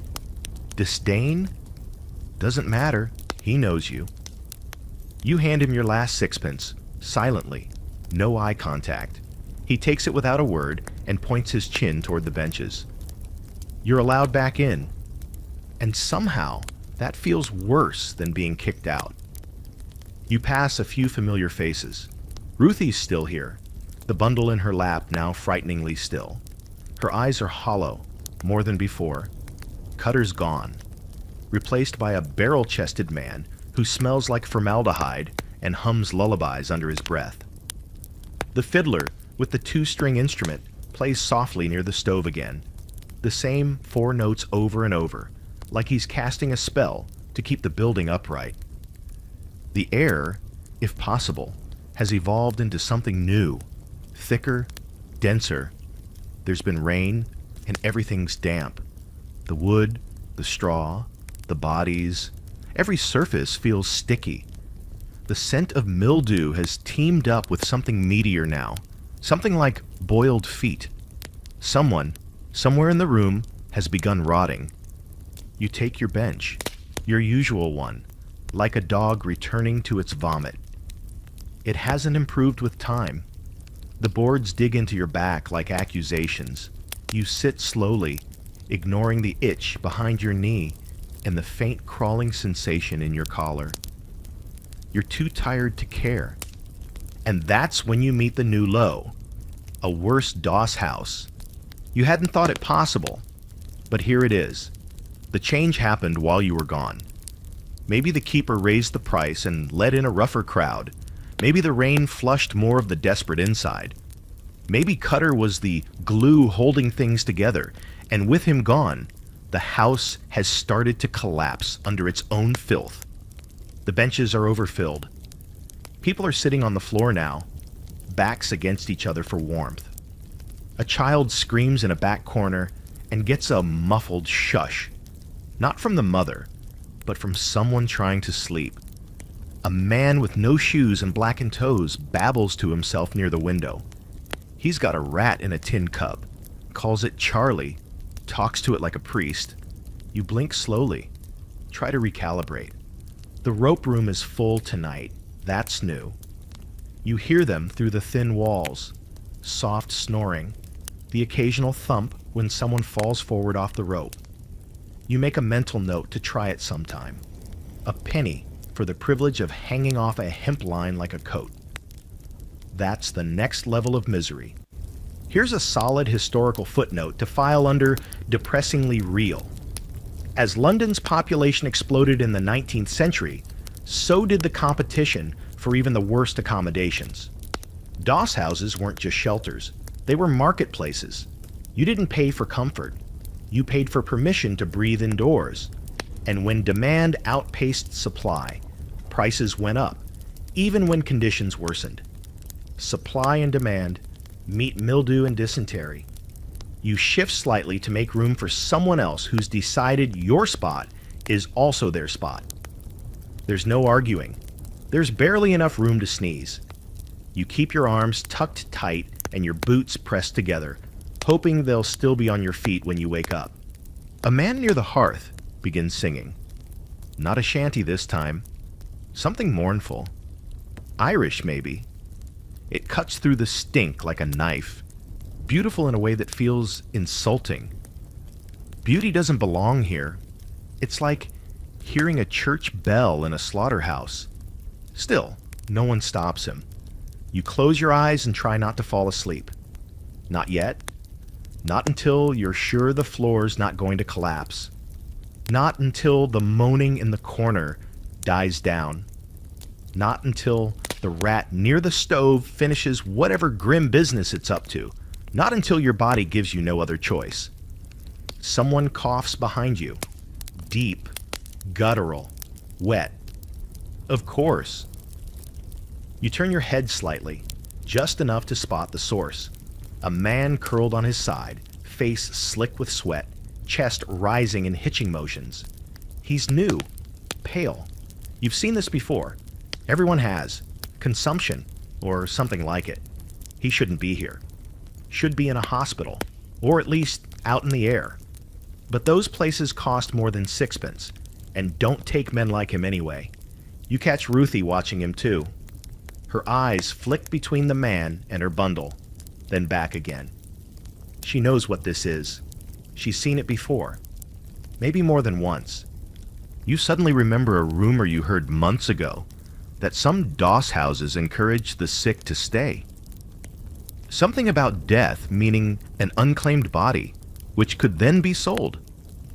Not to the undertaker, but to the surgeons, the med students, the bone men, payment for the dead. You try to laugh it off, but it gets stuck somewhere in your throat. Your quirky fact of the night: certain unscrupulous doss housekeepers were accused of selling corpses to medical schools. Hard to prove, easy to whisper. One famous case involved a keeper who kept a ledger, not of rent, but of deaths. Cross-reference with coin payments from anatomy schools. Allegedly. No one could make it stick. You press your back into the bench and try not to think about it. It's raining again. You hear it tapping on the roof, slow and steady. Not enough to flood, just enough to remind you that the world outside is just as cold and cruel as the one in here. There's a final thought that bubbles up as you drift off, head lolling forward, the stink of the room finally dulling into a kind of background static. You think, maybe this is the better doss house. And that's the scariest thought of all. Work, when it comes, doesn't arrive with a handshake or a promise. It crawls up to you the way mold spreads across bread. Slow, gray, and slightly offensive. You hear about the tannery job from a man with a missing thumb who overhears you cursing your empty stomach under your breath. He tells you, between slurps of broth, that a place down by the docks is taking on laborers. Temporary, day by day. No questions, no names, no paperwork. Just show up before dawn and hope they don't turn you away. He grins, revealing a set of teeth that look like old gravestones. They'll feed you if you don't die before lunch. It sounds perfect. You leave the doss house before the keeper starts his rounds, slipping through the door like you've done something illegal. The streets are still soaked from last night's rain, and a thick morning mist hangs low, turning everything into vague outlines. You know this city better by smell now. Bakeries you can't afford, sewage you can't escape, and the acidic sting of coal smoke in your throat. The tannery is exactly where the thumbless man said it would be, wedged between two warehouses that smell like pickled despair. You approach slowly, wary of being told to sod off, but no one guards the gate. You follow the stench instead, and the stench does not disappoint. It's worse than the doss house, genuinely, a new depth of nasal suffering. Imagine a pile of skinned animals left to sun-dry for a week and then soaked in stale urine and lime. That's what tanneries do, after all. Strip flesh from hide using chemicals, dung, and whatever else turns something dead into leather. You gag once and try to hide it. A man nearby snorts without looking up. First day, is it? You nod, not trusting your throat to work properly. He points to a stack of hides and says, "Start there. Keep your mouth shut, hands moving, and maybe they'll let you live through it." And so you begin. Your job is simple, in theory. Move hides from the lime pits to the drying racks. That's it. But the hides are slick, heavy, and stink like betrayal. The lime burns your skin through your shirt. The floor is coated in a film of death slime that makes every step a gamble. The air is thick with a smell so persistent it seems to crawl inside your nostrils and set up shop. You gag again. Someone laughs. You keep working. Time doesn't pass in hours here. It passes in layers of filth. You start clean, Relatively. And by mid-morning, you're soaked through with sweat, rot, and whatever ancient fluids live in the vats. Your fingers wrinkle. Your back aches. The inside of your mouth tastes like copper. But at midday, they hand you a biscuit, stale and hard as a roof tile, but real food. Then a slice of meat, questionable in origin, unseasoned, overboiled, but it fills your gut like it means business. You chew slowly, carefully, not from manners, but because your jaw doesn't want to move anymore. Here's a historical footnote to honor your suffering. Victorian tanneries were among the most hazardous places to work in the city, with exposure to harsh chemicals, airborne bacteria from rotting flesh, and a near constant risk of infection.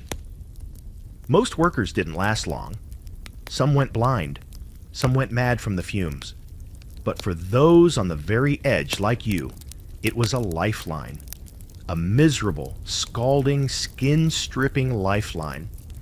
The man beside you, covered in the same filth and dried sweat, tells you this is his third week. "I don't smell it anymore," he says deadpan. "Means it's in my blood now." You can't tell if he's joking. You assume he's not. You keep at it until sunset. No breaks beyond lunch.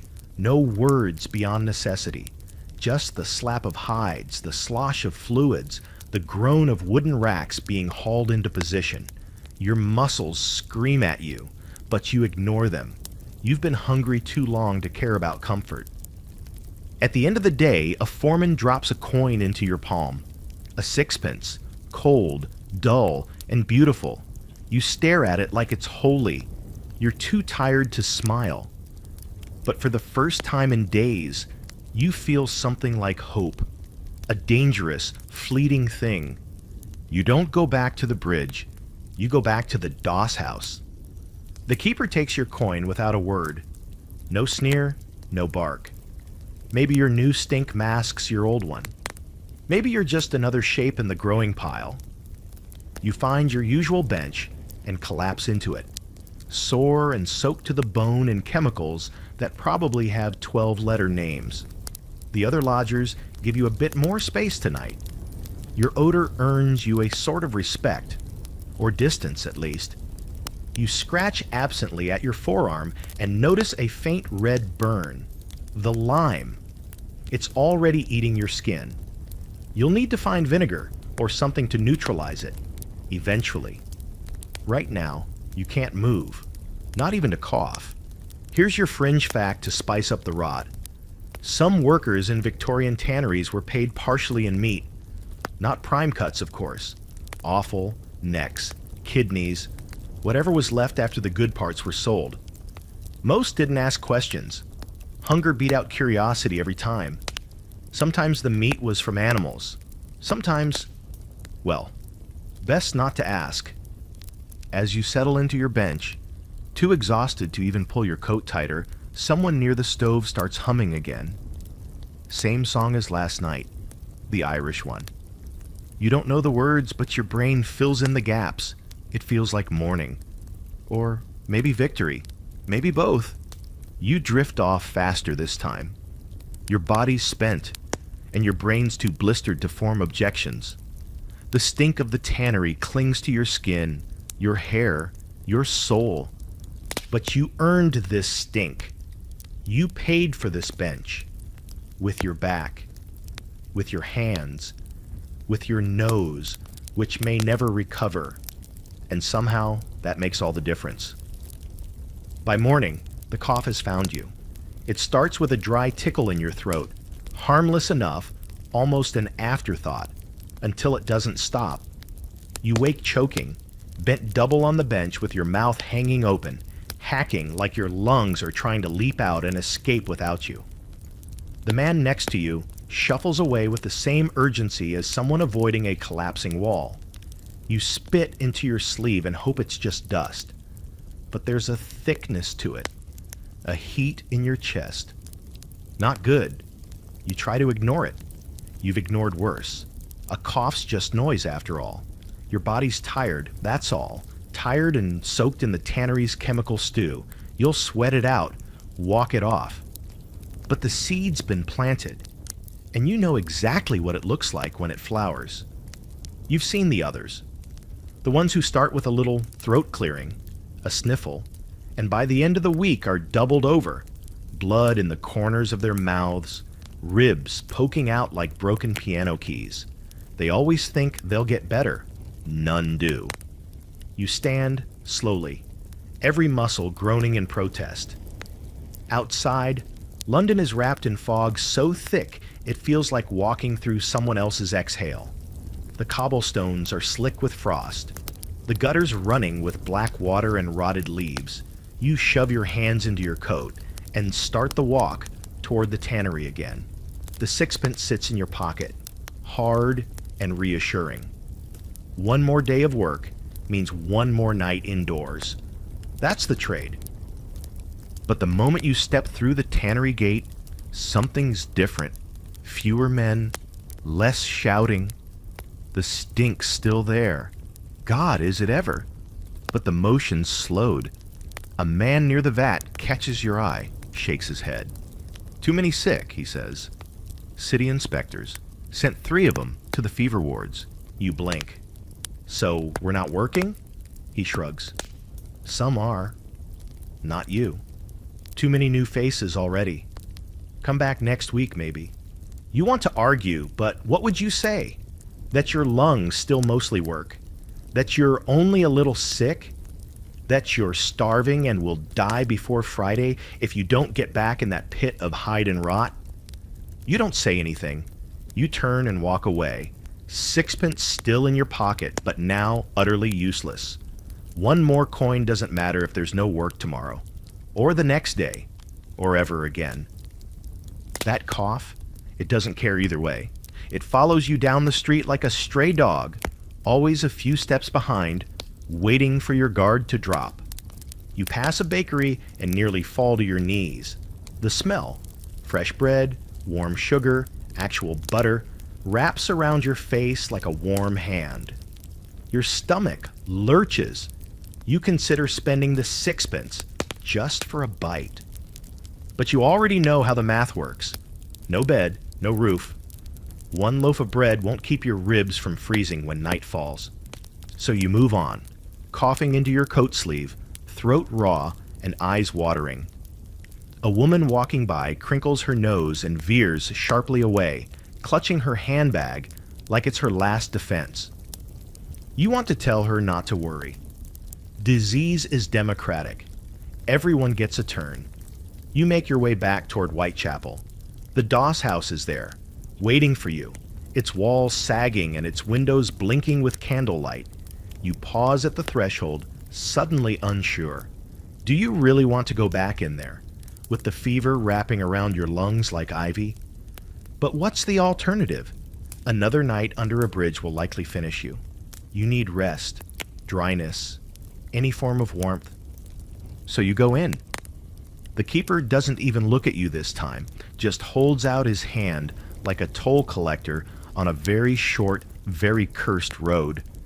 You drop the sixpence into his palm and keep your eyes down. He doesn't speak. You take your bench. The room feels smaller tonight, closer. The walls seem to breathe with you, and you don't like how in sync they are. Ruthie is gone. So is her bundle. No one says anything. No one mentions it. You're not even sure anyone noticed. But her corner is empty now. Just a blackened stain on the floor and the faint sour smell of old milk. Across the room, the man with the rat in the tin cup, Charlie, remember, is whispering again. But not to Charlie this time. To the air. To someone who isn't there. You realize he hasn't been feeding the rat. You realize the rat hasn't moved in 2 days. Someone lights a candle too close to the wall, and the soot leaves a jagged scar on the plaster. Someone else is sobbing softly under a blanket. You try to sleep. You can't. You cough again, and this time, there's blood. Just a bit. Just a fleck on your lip. But enough. Here's your historical footnote for tonight. Tuberculosis, known then as consumption, killed tens of thousands in 19th century London. It was the silent predator in places like this, spreading through shared air and shared benches, touching everyone eventually. People called it the romantic disease because of the way it made you pale, tragic, thin. That's the poetry of the privileged. For the poor, it was hacking up blood and being thrown out before you infected the others. You wipe your mouth and glance around, wondering if anyone saw. You're not sure what's worse, that they didn't, or that they did and simply didn't care. Here's your strange, dark fringe fact of the night. Some desperate souls faked consumption just to be taken in by charity hospitals. Beds, warmth, broth, and sometimes even morphine. But once inside, if they were found out, they were turned away. If they weren't, well, sometimes they got what they pretended to have. Sometimes pretending was enough to make it real. You think about doing the same, pretending to be sicker than you are, though the line is blurry now. Are you pretending, or already halfway in the grave? The man next to you shifts in his sleep and mutters something you don't understand. His breath smells of rot. He's sweating through his coat. You wonder if he's sick too. You wonder how many of you are. And the scariest part? No one's going to come stop it. No inspectors, no doctors, not until someone drops, and even then, they'll just shove the body outside and sweep the corner for lice. The bench will be filled by sunset. Probably already is. You curl in on yourself, clutching your ribs. Try to breathe without coughing. Try to sleep without dreaming. Try to survive just one more night. You wake to stillness. That's the first sign something's wrong. Silence in a place like this is never natural. No coughing, no groaning, no muttered threats or scratching noises. Just a dull, heavy quiet, as if the air itself has been soaked in sleep. Then you notice the smell, even thicker than usual, sweet and sour all at once, like iron and rot cooked together in the damp. You sit up slowly, your breath clouding faintly in the morning chill. The light leaking through the cracked window is gray-blue. Not quite day yet. You know before you even see him. The man across from you, the one who coughed all night, isn't moving. He's lying on his side, eyes half open, mouth slack. You wait for the chest to rise. It doesn't. You stare for a long minute, hoping you're wrong, hoping he's just in that half-dead stupor everyone falls into here. But no, the flies have found him. They move in slow, confident spirals around his mouth. No one reacts, not even the keeper, who sits at his post sipping gin and pretending the room isn't down one occupant. It's not cruelty, exactly. It's routine. You realize, with a dull sort of awe, that this happens all the time. A body becomes background. Death is housekeeping. You should feel something, shock, fear, sadness, but all you feel is tired. You stare until the image burns into your eyelids, then stand and step over him. The floor creaks, and your boots leave faint wet prints. You're half expecting someone to stop you, to say something, but they don't. The Doss house carries on. The fiddle starts up again, a broken tune looping endlessly. The air tastes like dust and endings.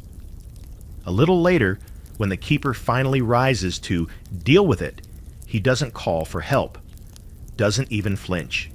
He grabs the man's ankles and drags him across the floorboards, the body leaving a faint trail of damp behind.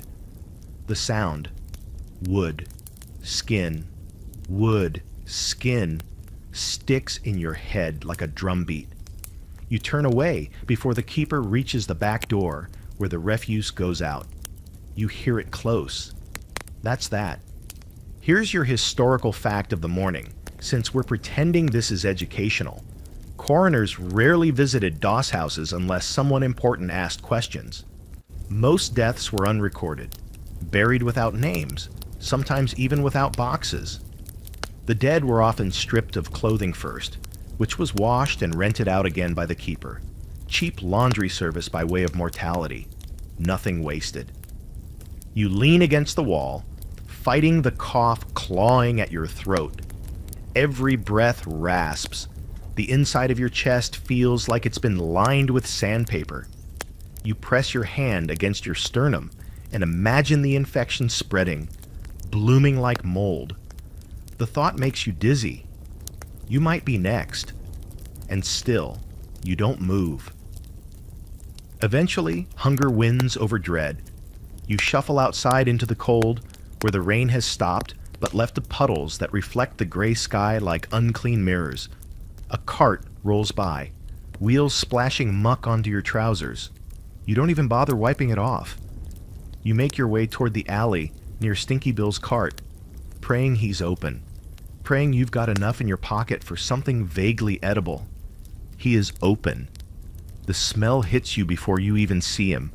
Boiled vegetables, sweat, and despair. He ladles you a bowl of whatever's simmering today. It looks like wet sawdust and cabbage. You give him a coin, something smaller than a sixpence, maybe one of the last you've got. He doesn't look up, just mutters, "Careful now, hot."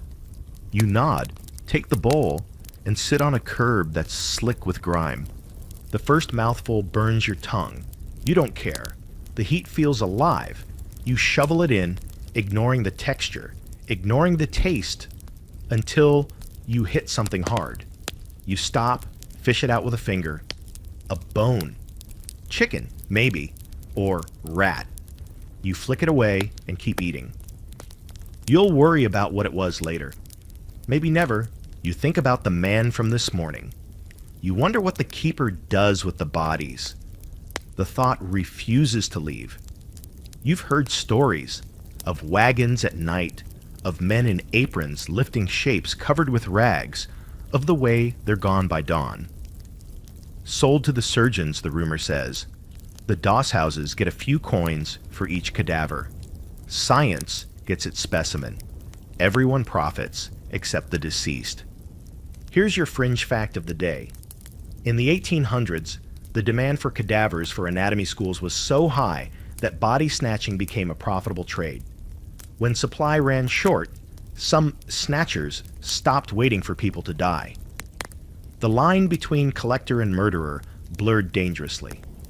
Burke and Hare, you might remember, made a fortune killing their victims in Edinburgh just decades earlier. And London learned fast.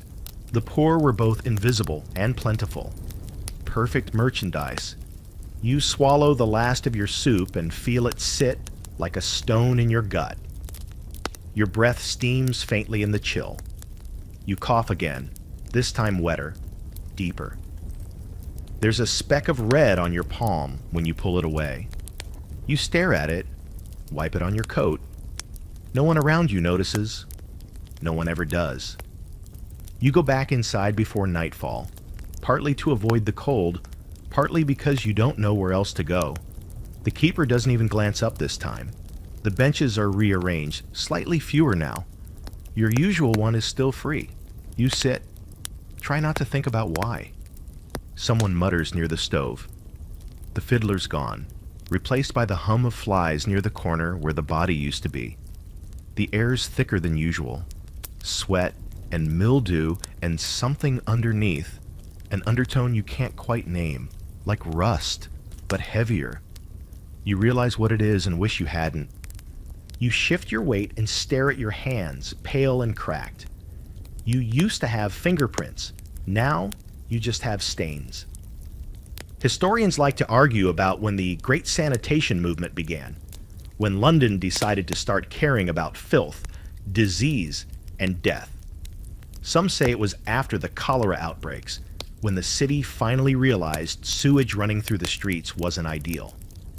Others say it was when the middle class started noticing the smell.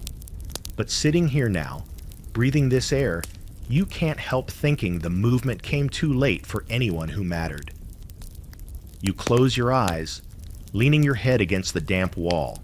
You listen to the creaks, the whispers, the drip from the ceiling. You think about the man who died this morning and whether anyone will remember him tomorrow. The answer is simple. They won't. You don't go looking for the voices behind the wall. They come looking for you. It starts as a whisper. Not eerie, not ghostly, just human. Soft and broken, like the sound of someone trying not to be heard and failing. It seeps in from the other side of the thin plank barrier that divides the main room from the women's quarters, if you can call it that. There's no real wall, just a few warped boards nailed up in haste, offering neither privacy nor silence. You've walked past it 100 times, never daring to look too closely. But tonight, as you lie on your side with your head pressed to the wall, too tired to move and too cold to sleep, you hear them. One voice first, then another. It's late. Most are asleep or pretending, but these women are still awake. One is sobbing quietly, not the loud kind that invites attention, but the kind you try to swallow. It's followed by a murmur from someone older, her words too soft to make out, spoken like someone has said them many, many times before. You hold still, barely breathing, not out of malice, just because you don't want to interrupt. The sobbing turns into a broken sentence. He said, he'd marry me. Once I... Another voice cuts in, sharper. That's what they all say. A third voice. Did you get your penny at least? A pause, then half. There's no outrage, no gasps. Just the sound of someone lighting a match, the scratch against stone, a faint flicker of flame. Someone exhales. The smell of old tobacco curls through the cracks in the boards. Then silence again. You turn onto your back, staring up at the ceiling. The old beams look ready to fall in. One of them is leaking slowly. You feel a drop land near your temple and leave it there, too exhausted to wipe it away. Here's your historical reality check, as if you needed one. Many doss houses segregated men and women, but only half-heartedly. There were women's sides, sometimes separate rooms or floors, but rarely were there proper locks or guards. And in the worst houses, women were treated as part of the accommodation. Some keepers encouraged it. Some profited directly. Some just turned their heads and let the chaos write its own rules. The crying woman has gone quiet now, but someone else starts humming. You recognize the tune. Same one the fiddler played, that Irish lament. It seems to haunt this place like a thread pulled through a fraying coat. Familiar, but always unraveling. Eventually, sleep comes, or something like it. You drift in and out, mind caught in a fog of sickness and fatigue. When you wake, it's to movement, a sharp bump against the wall. The voices on the other side are louder now. There's a brief argument, a scuffle, something breaking, a chair, a plate. Then the unmistakable sound of skin against skin. You flinch, instinctively pulling your knees up. No one interferes. No one ever does. You press your hands to your ears and hold them there. The wall vibrates softly beneath you. Eventually it stops. A door slams. The room settles. You uncover your ears. And then you hear it.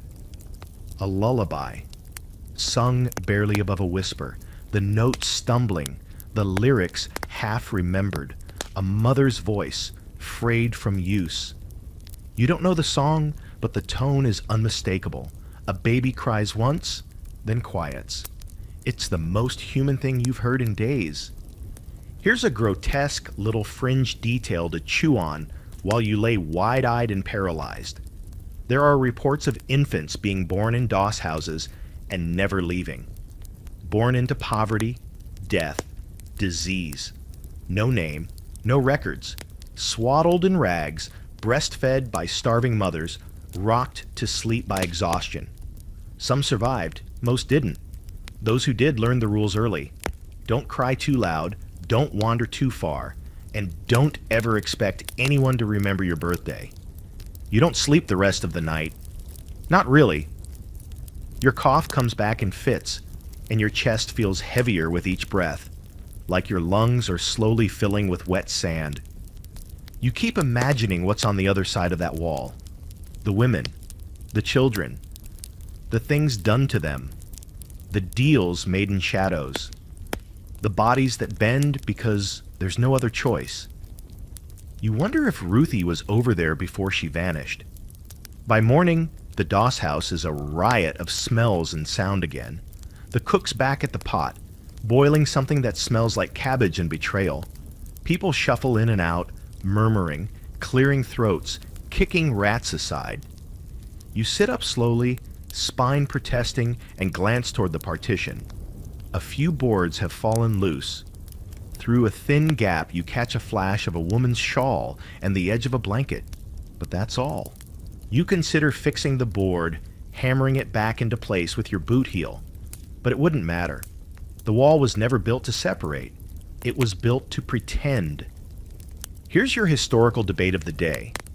Was the division of men and women in Doss houses an act of protection or just theater? Some argue it was better than nothing, that even a thin wall offered some dignity. Others say it was worse, an illusion of safety that allowed abuse to flourish unchecked. Either way, what's clear is that no one was ever really protected in these places. Not from others, not from the city, not even from themselves. You step outside for air, but the outside doesn't offer much. London's coughing too. Thick fog choking the alleys, factories belching soot into the sky, horse dung dissolving underfoot. The street kids are out already, barefoot and shouting, chasing a dead pigeon with sticks. One of them pauses when he sees you and stares like you're the ghost. Maybe you are. You head toward the docks, not because you think there's work, but because it's better to move than sit. The idea of sitting still terrifies you now. When you're still, you hear the wall. When you're still, you feel the cough rising. When you're still, you start imagining what it might feel like to be dragged across the floor like the man 2 nights ago.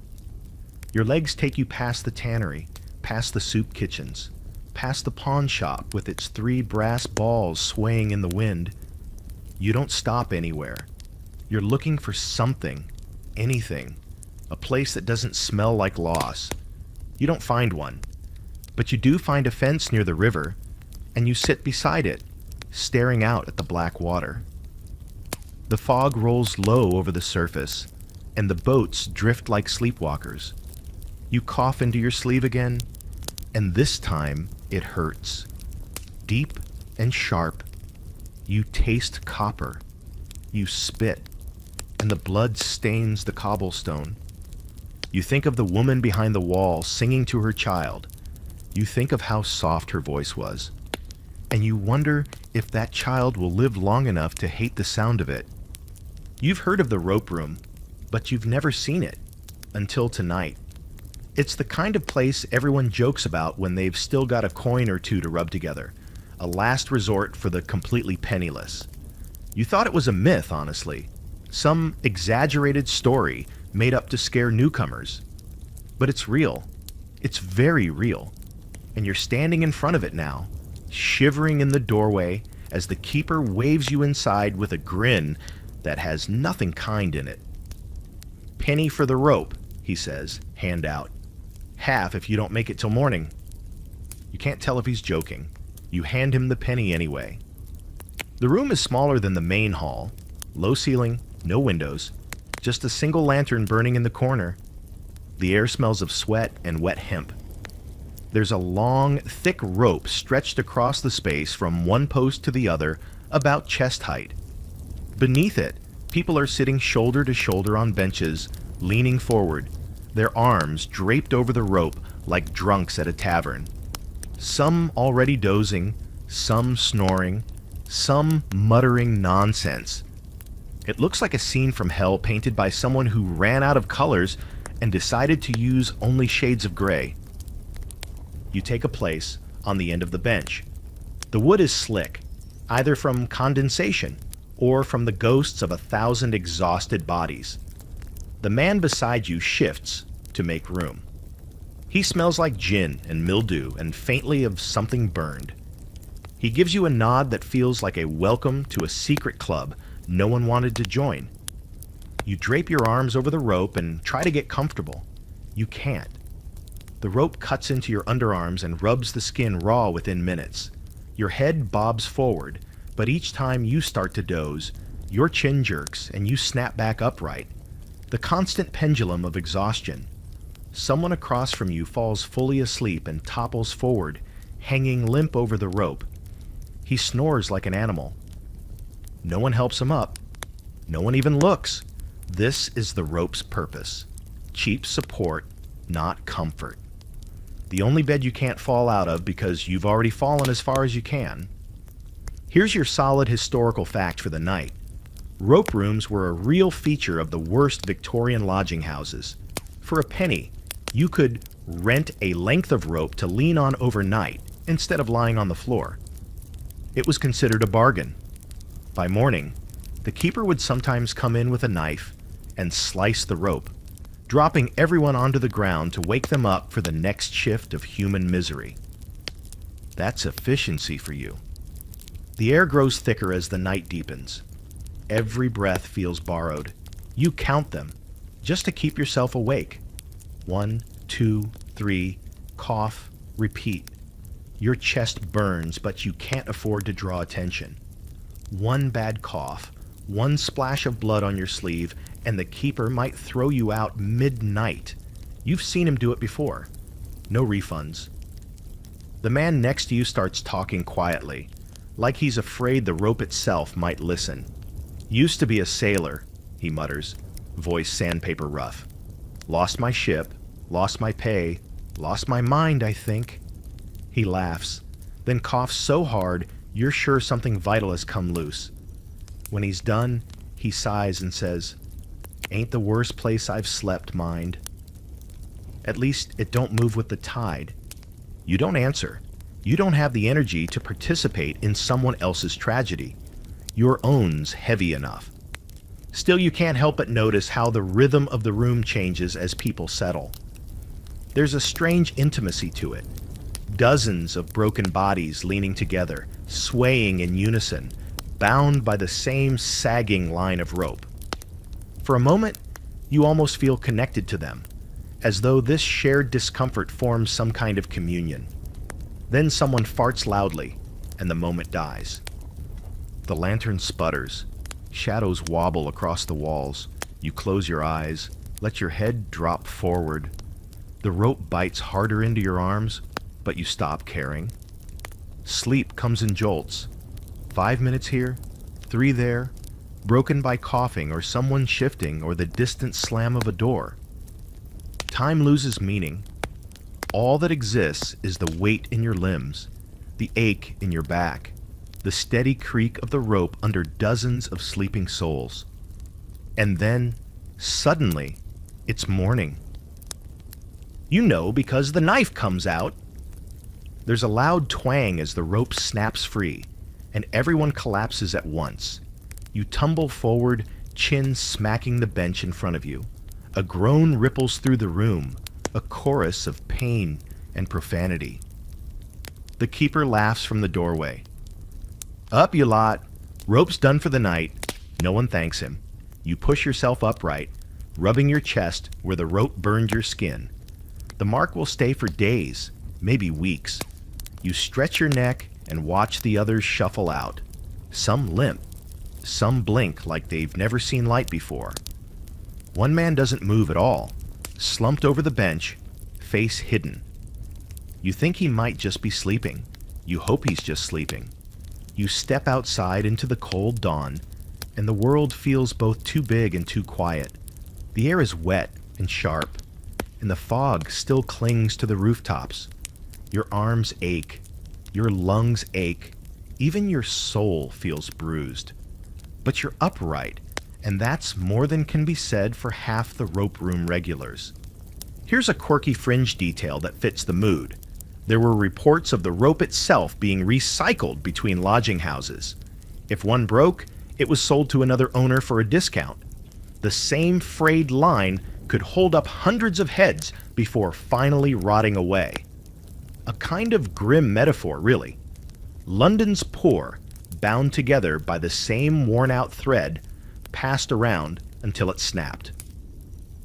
As the morning crowd fills the streets, you walk among them unnoticed. Office clerks with umbrellas, errand boys with baskets, women sweeping doorsteps that aren't theirs. You look like any other ghost in a city that's full of them. But the truth is, last night changed you. There's a rope burn across your chest, a mark that feels like it belongs to the city now. It's claimed you. You cough once, twice, and keep walking. You don't look back, because if you do, you'll see the keeper closing the rope room door, and you know someone inside won't be walking out today. You were warned. Everyone warned you. The streets talk, even when mouths are shut. The whisper runs like sewer water through every alley and under every arch. Don't get creative. Don't try the dodgy stuff. Don't play clever. And above all, don't try to earn your coin outside the thin line of what the city tolerates. But when your belly feels like it's folding in on itself and your cough has gone from nuisance to threat, desperation starts to sound an awful lot like opportunity. So you start asking questions, quietly, carefully, mostly near the docks, where rules blur and morals soften in the fog. You don't call it hustling. You call it looking, and the ones who know what you mean give you that slight tilt of the chin, that half grin, that you're about to be sorry look. It doesn't take long. By nightfall, you've got options. The first is simple if you've got the nerve. A man in a bowler hat offers you a bag full of old apothecary bottles and a script to read. Dr. Baudry's Wonder Elixir, soothing to the lungs, stimulating to the mind, and proven effective against ague, melancholia, and consumption. You taste it before agreeing. It burns going down, feels like gin spiked with kerosene. He grins when you cough. They like the burn, makes it feel like it's working. You take the job. 1 bottle, 1 coin, 2 if you throw in a testimonial with tears. You spend the morning hawking on street corners. You sell to 5 people, 3 old, 1 drunk, 1 just too tired to argue. You hate yourself with every pitch. Hate the hopeful look they give you. Hate the way you fake a cough and say, "I was nearly dead. This brought me back." Hate that you believe it might be true. You pocket your coins and vanish before anyone can try to return it. By afternoon, you've found a rhythm. You know which corners are safe, which keepers look the other way, and which customers will pay even more if you let them believe you're dying, and this little bottle is the only thing keeping you upright. You're a con man now. That's your job. And yet somehow, it feels better than nothing. But here's a delicious bit of historical rot. Victorian London was riddled with medical scams. Snake oil peddlers, lung tonics, cures for syphilis and hysteria and baldness. Each bottle louder and bolder than the last. They took out full-page ads in newspapers, hired actors to faint in public and be revived on cue. Many were just gin. Some were worse. A few were straight-up poison. And the line between criminal and entrepreneur, it was blurry at best. Your next offer comes from a toothless man named Skiv. That's all he gives you. Just Skiv. He tells you he's got a job that pays better. Simple work. Bit dirty, sure, but you'll eat. You press for details, but he shakes his head. Best you see it first. So you follow. Through a narrow alley, past a row of collapsed buildings, to the back entrance of what might have once been a butcher's. Inside, a table, a stack of wooden boxes, and the unmistakable smell of old death. Not human, not quite. Skiv tosses you a pair of gloves that don't match. "We sort bones," he says. Big ones here, small ones there. Skulls, if you find any, set aside. Those fetch more. You ask where the bones come from. He smiles. People don't always keep track of cemeteries, do they? You don't ask again. You work for 4 hours, sorting the past into piles, trying not to gag. The gloves tear. The smell gets into your clothes, under your nails, into your thoughts. By the end, you're paid with a heel of bread and a 4-pence coin that looks like it's been buried too. Skiv slaps your back and tells you to come by next week. Got a shipment from Highgate coming in. Real old stuff. Fancy. You don't sleep that night. The images in your head are too sharp. Long fingers, tiny jaws, child-sized skulls that rattle when you move them. You try to forget, but the smell won't let you. The next day, the weather turns. Cold sweeps down like a blade, and the city hunches its shoulders. Everyone walks faster, speaks less, hides their hands in sleeves. You head back to the Doss house with your pockets a little heavier, but your soul feeling bruised. The keeper doesn't say anything as you hand him the coin. He just eyes you for a long moment, then jerks his head toward the benches. Inside, the air feels sharper, almost sour. Someone's burned something they shouldn't have. Old cloth, maybe oil. It lingers like punishment. The crowd's thinner tonight. Fewer coughs, fewer noises. But you feel eyes on you, watching, weighing, as if the stink of what you've been doing clings to you. You sit, cough once, and it hurts. Deep this time. You press your sleeve to your lips and see pink. You wipe it away quickly. No one notices. Here's your fringe fact to ruin your appetite. Some of the dead sold to medical schools weren't entirely dead. There are cases, whispers, really, of people waking up mid-dissection, eyes fluttering just as the scalpel touched skin. Most of those stories were written off as myth, but in places where the poor weren't even listed in census rolls, how would anyone know? You think about that as you drift off on the bench, skin still crawling.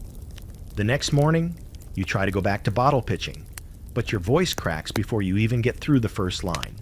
Your chest tightens, your head spins. You spend the rest of the day slumped in an alley behind a bakery, inhaling flour dust and dreaming of loaves you'll never touch.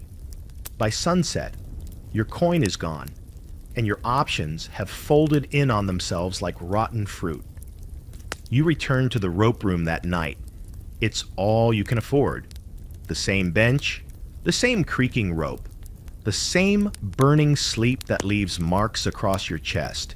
You feel smaller this time, like the room itself has chewed off a part of you. The keeper walks by, pauses. Making money these days, are you? You say nothing, he grins. Just don't bring trouble here. You nod, because that's all you can do. The rope creaks, the bodies sag. And you think, maybe next time Skiv calls, you'll say yes. Maybe you'll start digging, not just sorting. After all, the dead can't complain. And you're not quite dead. Not yet. If there's a hierarchy in the Doss house, and there is, always has been, it's not based on strength, money, or even how long you've been alive. It's based on time. Time spent inside. Time spent surviving. Every hour you last in this place earns you a grain of something that might pass for status. Not respect, exactly.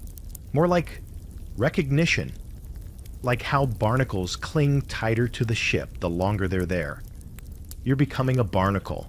It starts with where you sit. You've been using the same bench for over a week now, and no one's tried to take it from you in 3 nights. That means something. The keeper doesn't grunt at you anymore. He just holds out his hand, and you drop the coin in like it's a tax. You don't flinch when the rope creaks or the fiddler's song loops again. You've adapted. There are people here you now know by sight, if not by name. The man who sharpens buttons into makeshift coins. The tall woman who sleeps standing against the wall, arms crossed like she's guarding herself in death. the boy who never stops twitching. You're part of their tapestry now. No one talks about it, but you've been accepted, and that means you're now ranked. Unspoken rules reveal themselves. Where you can spit, who gets to use the water jug first, who can leave a bundle in the corner during the day and not come back to find it rifled through or gone. You've reached the point where someone even warns you, not with words, just a glance and a slight shake of the head when a fight's about to break out. You get space. That's status. It also means you now have someone beneath you. It's a boy. New. Skin still clean enough to show bruises. Wearing a coat 3 sizes too big and shoes wrapped in twine.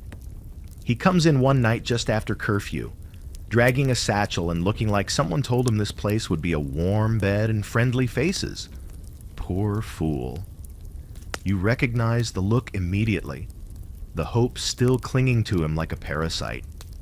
You watch him try to claim a corner. He picks the wrong one. One of the old regulars, a wiry man with hands like twigs and a permanent scowl, shoves him out with a boot. The boy doesn't fight back. He doesn't even speak, just moves, silent and confused, like a kicked dog. He ends up sitting near the stove, arms wrapped tight around himself, eyes wide. Later, you find his satchel rifled through. A tin cup's gone. His crust of bread is gone too. No one says a word. You don't help. You think about it, sure, but you don't move. That's not how things work here. You're not cruel, just calculated. You've earned your place. You're not about to throw it away playing savior for someone who won't last the week. He'll either learn the rules or vanish. That's how it's always been. That's how it always will be. Here's your historical context for that twinge of guilt you're trying to suppress. Victorian doss houses often had informal hierarchies among lodgers. Long-term residents enforced their own twisted form of order. Who got space, who got first dibs on food, even who had access to the slightly cleaner straw. New arrivals were fresh meat, easy targets, marked by the wrong kind of silence or too much talking. Climbing up the ranks didn't take money. It took endurance and the ability to look away. And you've gotten very good at looking away. Until the boy collapses. It happens 2 nights later. You hear a thud, a groan, and then silence. You turn, slow, knowing what you'll see. He's curled on the floor, hands clenched, face pale and slick with sweat. Someone mutters, "Drunk?" But you know better. You've seen that look in the tannery, heat sickness, maybe hunger, maybe something worse. He twitches once, then goes still. Nobody moves, not even you. Then, quietly, you hear it. Him trying to speak. His lips part, and he gasps, "Help!" That one word snaps something in you. You rise, step over bodies, kneel beside him. He's burning up. His pulse flutters under your fingertips like a frightened bird. He smells like vomit and stale bread, and something beneath it that's too familiar.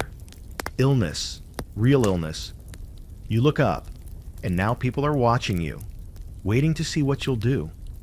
You carry him, badly, awkwardly, to the bench beside yours. It's not cleaner, but it's less damp. You cover him with your coat. You ask the fiddler for water, and he shrugs and hands over a cracked tin cup. Someone scoffs. Someone mutters, "Waste of space." You ignore them. For now, you've made a choice. You've used your rank. That night, you sit awake beside the boy as he shivers and mutters nonsense. You keep watch, the way Cutter once did for you.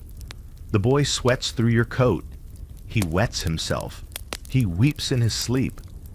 But he's still breathing at dawn, and people nod at you differently now. A few even offer a crust.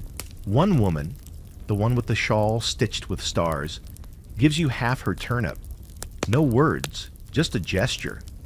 That's how the hierarchy works.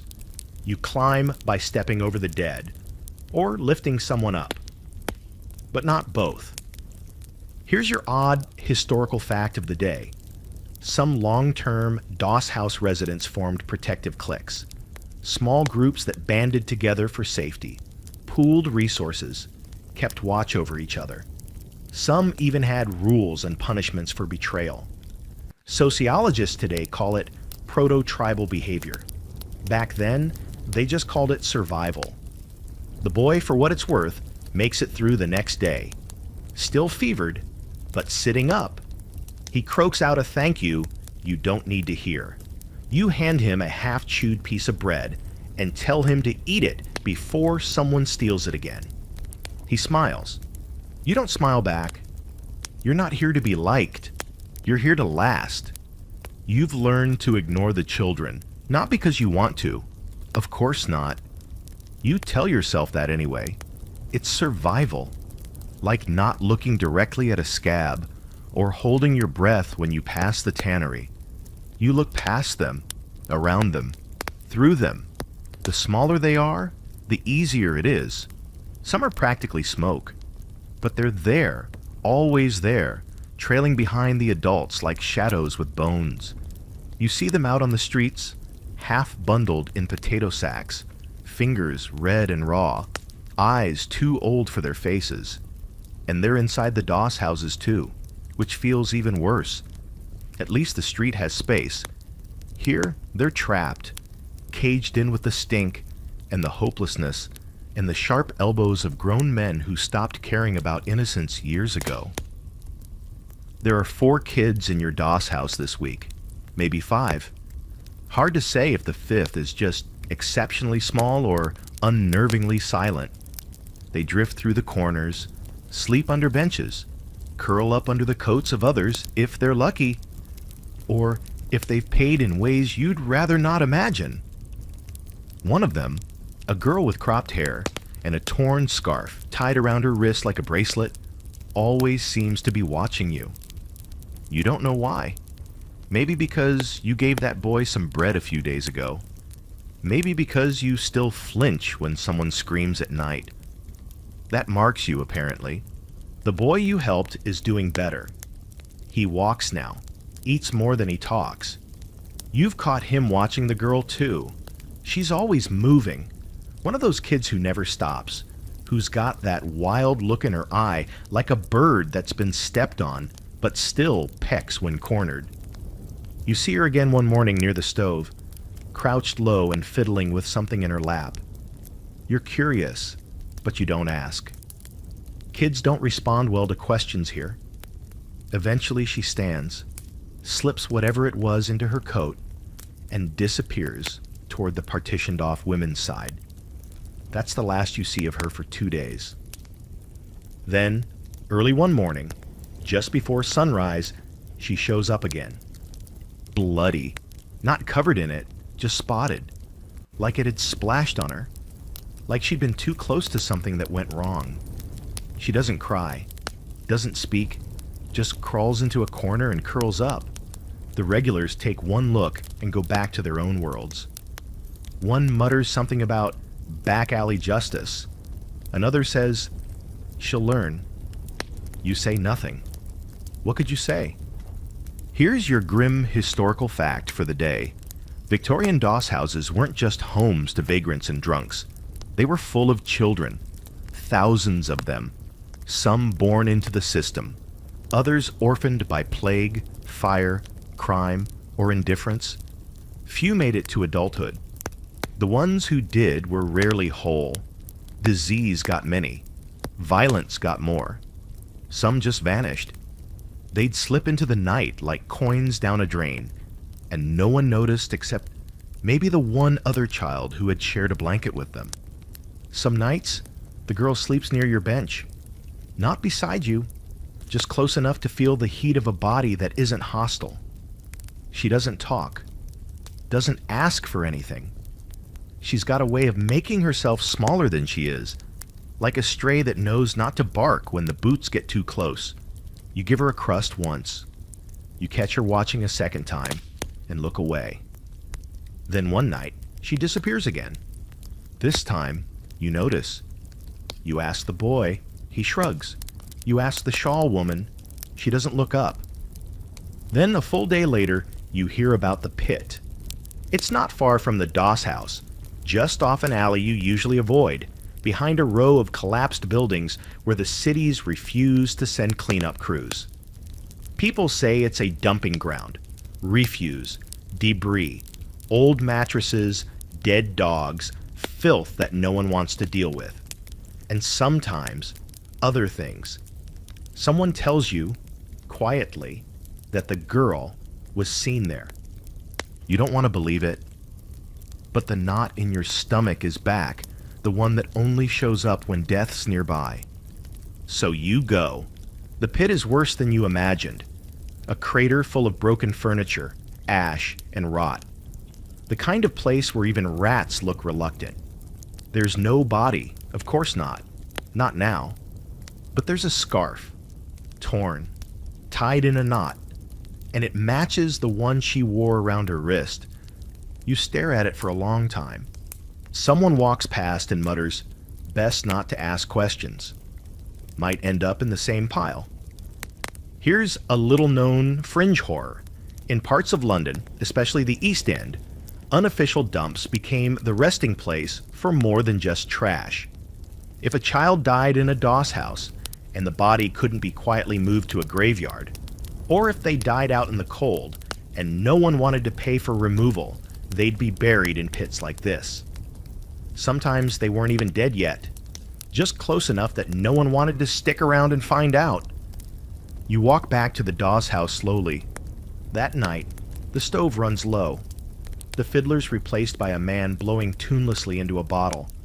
The boy who once thanked you is asleep near the door, arms curled around a bundle of rags, like it's a pet.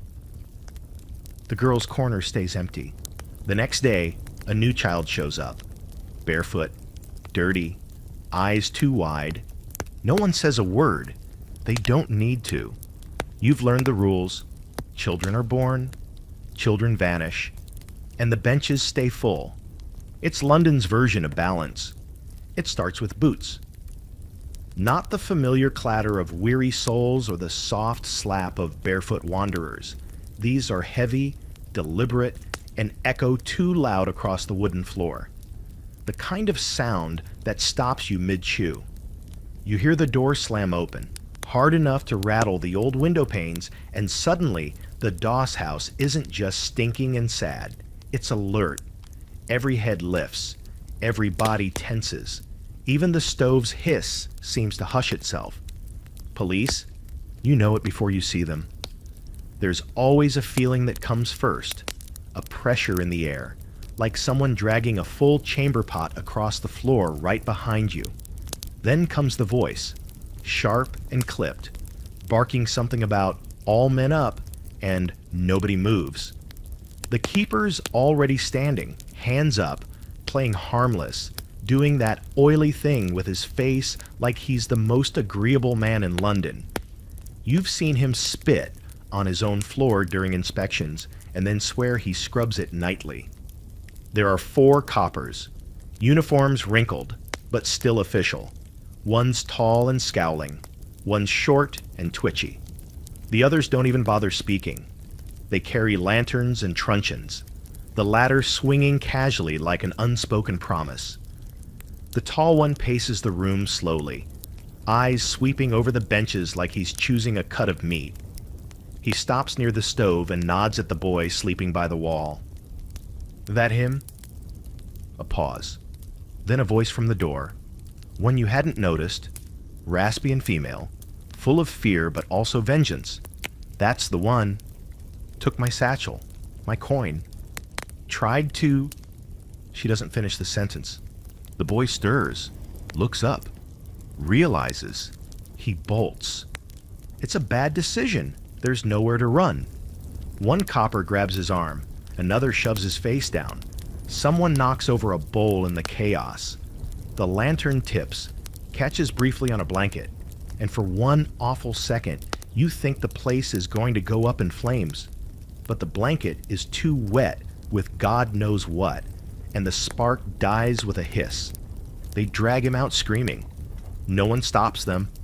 The door slams again. Silence. You stare at the empty patch where the boy was. You wonder if it was true. Wonder if the woman really saw him, or just picked the weakest face in the room. You've seen it happen. Blame doesn't need evidence. It just needs someone quieter than the accuser. Here's a fact to chew on. Police raids in doss houses were a regular spectacle in 19th century London. Sometimes it was for criminals, thieves, vagrants, escaped convicts. Sometimes it was to clear the place before a public event nearby. Other times it was just pressure from wealthy neighbors who didn't want to see the city's filth pile up too close to their front doors. The law didn't care about the poor. It cared about visibility. You watch the keeper resume his place at the desk like nothing happened. You wonder how many coins he makes when he helps with arrests.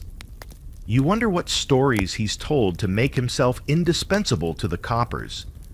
You wonder if he knows which of you are next.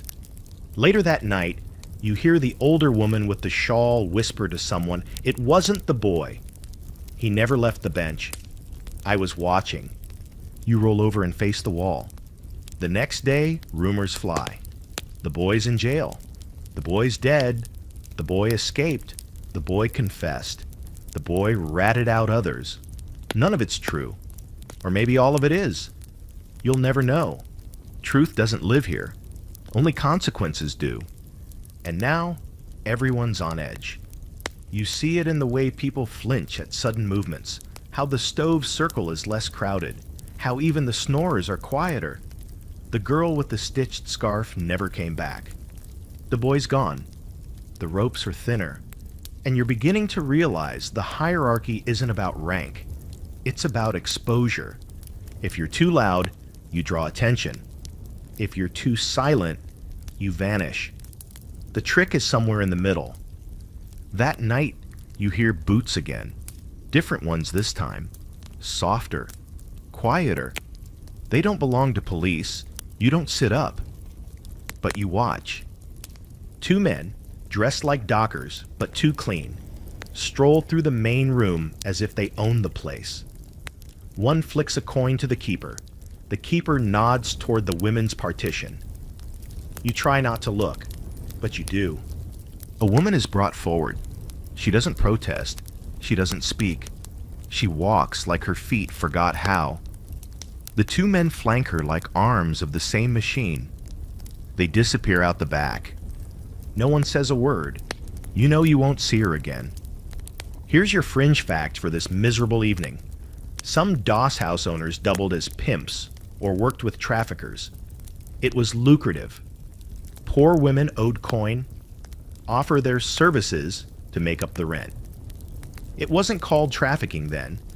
It was just business. And if they didn't come back, well, one less mouth to feed and a new bed to rent. You go to sleep with your boots still on that night. You dream of rope snapping, of benches breaking, of lanterns falling, and no one putting the fire out. You dream of boots. Always boots. In the morning, your chest hurts worse. The cough won't stop. You taste blood again. You sit up and realize the spot on your coat where you wiped your mouth is darker now. Stiffer. You hear someone say the workhouse is taking applications again. That if you get in early, they might not turn you away. They've reopened a new wing for the dying. For a moment you think, maybe. Then you remember what you've heard about the workhouse. Rules, labor, sermons, silence, and a coffin with your name carved the day you arrive. You lie back down. The copper-scented cough lingers, and the bench creaks, welcoming you back like a cradle you'll never leave. The first frost arrives like an ambush.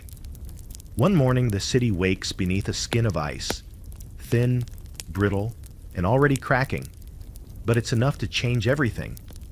The air tastes metallic. Your breath hangs before you like cigarette smoke. Even the rats sound slower when they scurry past. The Thames moves sluggishly, chunks of ice floating down like pale ghosts heading for the sea. London in winter is a special kind of cruel. Beautiful from a distance, deadly up close. Inside the Doss house, you can feel the cold, even through the damp boards. It seeps into the benches, creeps up your legs, licks at your ribs. The stove's dead. There's no coal. You can still smell the ghost of last night's fire. Char, ash, a faint trace of warmth. But it's long gone now. Everyone's huddled tighter than usual, body heat pooling in desperate clusters. You sit near the wall, back to the bricks, coat wrapped tight. It helps. Barely. The keeper doesn't bother lighting a candle this morning. He's conserving oil. He sits behind his desk, hat pulled low, gloved hands clasped together like a man guarding the gates of hell. He looks worse than usual, gray-skinned, lips cracked. You'd almost pity him if he weren't the kind of man who could throw someone out into this cold for breathing too loud. You hear a noise in the corner, a dull thud. You don't turn at first. You already know what it is. When you finally glance over, there's a shape slumped against the wall, one of the old men, the one who muttered sermons in his sleep. You can't see his breath. The woman beside him checks his wrist once, then pulls the coat off his shoulders and wraps it around herself. No one objects. No one calls the keeper. He'll deal with the body later, after breakfast, maybe. Here's your history lesson to pair with your numb fingers. The winter of 1879 was one of the harshest in Victorian memory. The Thames froze solid in places, ships stalled, and even the rookeries, those dense, maze-like neighborhoods where families stacked atop each other like timber, saw bodies piling faster than they could be buried. Charities ran out of coal by December. Workhouses turned away the dying for lack of room. God's pruning, one newspaper called it, as if mercy were seasonal. You're coughing again, harder this time. It feels like your ribs might snap. Each fit leaves you dizzy, eyes watering. The boy beside you, what's left of him, stares but says nothing. He's changed too. He's quieter, thinner, learning to ration even his movements. You see your own reflection in him now. Endurance masquerading as life. Later that day, the keeper opens the door for a city man, a church inspector by the look of him. His boots are clean, which makes him an alien here.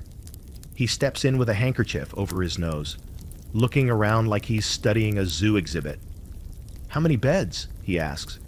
The keeper answers, 30. The man looks skeptical. "And how many, lodgers?" The keeper hesitates. 30. He says it again, louder, like that'll make it true. You can count at least 50. The man jots something in a notebook, mutters, "Charity report," and leaves as fast as he came. The door slams. The cold rushes back in, greedy for company. Everyone exhales at once, like the room's been holding its breath. Here's your quirky fringe fact for the day. Church inspectors were often paid per inspection, not per improvement. Their job was to document misery, not fix it.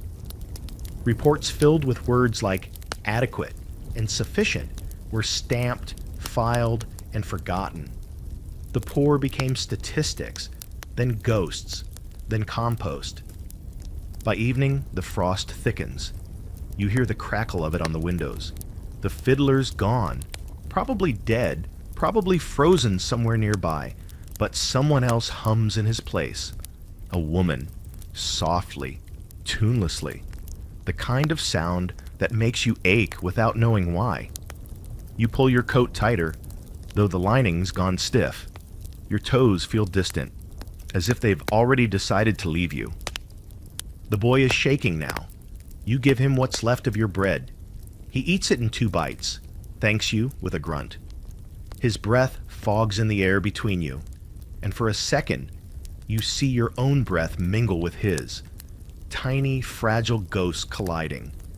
You try not to think about how much longer either of you will be breathing anything.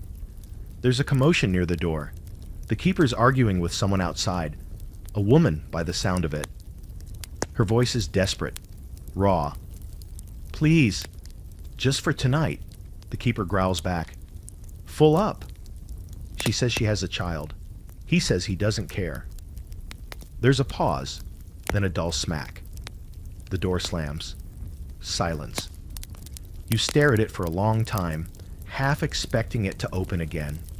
It doesn't. You lie down.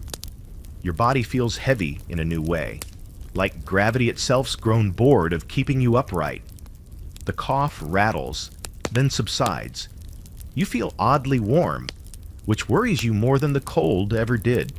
You've heard stories about that. The last warmth before the end. You push the thought aside. Here's your scholarly debate of the night. Was the Victorian poor's suffering preventable or simply ignored? Some argue the Industrial Revolution stretched society too thin, that poverty was an inevitable byproduct of rapid change. Others say it wasn't inevitability, it was neglect. London's rich threw charity balls, while the poor burned furniture for warmth. You don't need a historian's opinion to know which feels truer when your fingers won't close anymore. The room quiets again. The stove clicks. Somewhere outside, a dog howls. You close your eyes and picture your old life, whatever fragments remain of it. A bed that didn't creak, a window that closed, the smell of bread that wasn't stolen, the sound of laughter, maybe yours. Then you picture the girl with the scarf, the boy with the fever, the old man whose coat you now recognize across the room. They're all gone, and you're still here. And somehow, that feels like the worst part. There's a man who talks to the wall every night. You've never caught his name. Maybe no one has. But he sits near the stove, knotted fingers draped over his knees, murmuring steadily as if the bricks are listening. He doesn't beg, doesn't ask for food, just talks. Sometimes he smiles at nothing, nods like he's being answered, then chuckles softly, the sound drifting through the Doss house like smoke. It used to scare you a little. Now it just blends into the nightly rhythm, like the coughs, the shuffles, the quiet sobbing, the whispered prayers to gods that haven't helped in a long time. The cold has settled in for good. Every creak of the boards is louder. The windows frost over by dusk. A tin cup left on the floor develops a skin of ice overnight. People are sleeping closer together than ever, more like livestock than lodgers, huddling not out of affection, but mutual desperation. You don't recognize half the faces anymore. The old lot, the regulars, the familiar, are thinning out. Some left, but most, they've simply stopped waking. There's a woman who sits across from you now, bundled in layers of cloth that don't match, shawls, skirts, even a pillowcase worn like a hood. She doesn't speak, doesn't blink much either. You caught her once scraping wax from a melted candle into a tin spoon, then chewing it slowly, like porridge. The keeper watched her do it and didn't say a word. You're not sure if that's compassion or laziness. Either way, it's the closest thing to mercy you've seen him offer. That night, someone dies again. This time, it's the man who talked to the wall. He's slumped just as usual, chin to chest, hands loose in his lap. Only difference is, he doesn't stir when the keeper stomps past, doesn't flinch when someone sneezes nearby. You notice first, his stillness is wrong, not peaceful but frozen. You lean over, squint in the dim light, and there it is. That hollow slackness in the jaw, the tongue peeking out like it's forgotten what to do. No breath, no warmth. You say nothing. No one does anymore. Eventually, the keeper comes over, pokes the man with his boot, and sighs. Another one, he mutters, already annoyed. He signals two of the stronger lodgers, men with arms like rope and no apparent emotion left, and they lift the body like it's just another sack of potatoes. You watch the man's head loll back, His hat falls off. There's a dent in the side of his skull you hadn't noticed before. Old? New? Doesn't matter now. They carry him to the rear, where the back door opens to a yard full of coal dust and broken crates. He'll be gone by morning. Dumped in the pit? Taken for medicine? No one ever knows. No one ever asks. It's better not to. You just adjust your coat, shift your weight, and try to forget how easily a person becomes scenery. Here's your fact for the evening. The line between sanity and madness in Victorian slums was more of a smudge. Conditions were so degrading, so monotonous, so inescapably grim that many simply slipped out of themselves. Psychosis, dementia, despair. Call it what you like. There was no treatment, no safety net, no padded room. You lost your mind and kept your bench until your body followed. Someone once said the difference between living and surviving is purpose. In the Doss house, purpose is a joke. You wake, you eat what you can, you trade, you steal, you sleep. That's it. Anything more is a fantasy, and fantasy's expensive. Still, some cling to it. You hear about a man on the other side of Whitechapel who's convinced he's royalty, calls himself Duke of Dorset, swears the Queen sent him here as a test. People laugh, but he's alive, and that's more than can be said for the ones who understand reality too clearly. Here's your fringe fact. Strange but true. Some Victorian mental asylums refused the poorest patients because they were considered hopeless cases. No funds, no families, no records. They were turned away, sent back to the slums, or left to die in the streets. The government called it economical. The churches called it divine judgment. You call it what it is, abandonment. That night you can't sleep, not from fear, from stillness. Too many people have vanished. There's more bench space now. That used to be a luxury. Now it feels like a warning. You sit up, back aching, and stare across the room. You count 8 sleepers. There were 16 last week. You wonder if the keeper's pocketing their payments, still renting out their ghosts. Wouldn't surprise you. He could tell the inspectors this place holds 30, even if it's half full and half dead. Who would question him? You hear someone sobbing softly, not the loud, wild sobs of fresh grief, just the kind that leaks out of a person when they've finally given up pretending they'll be okay. It's coming from a man hunched in the corner. Might be new, might have been here the whole time. Doesn't matter. His face is buried in his arms. His body shakes like a busted bellows. You watch for a moment. You think about going over. You don't. You've learned. Not every drowning man wants a hand. You roll over and face the wall. There's a spider crawling just above your head. You watch it spin its web, delicate and silent, threading its way between 2 bent nails hammered in God knows how long ago. The spider moves with purpose, mindless but sure. You envy it. Here's your debate for the night. One scholar still chew on like tough bread. Was the decline of mental health among the Victorian poor a consequence of poverty or a cause? Did the squalor break their minds, or were they already broken, cast off, left to rot in the shadows?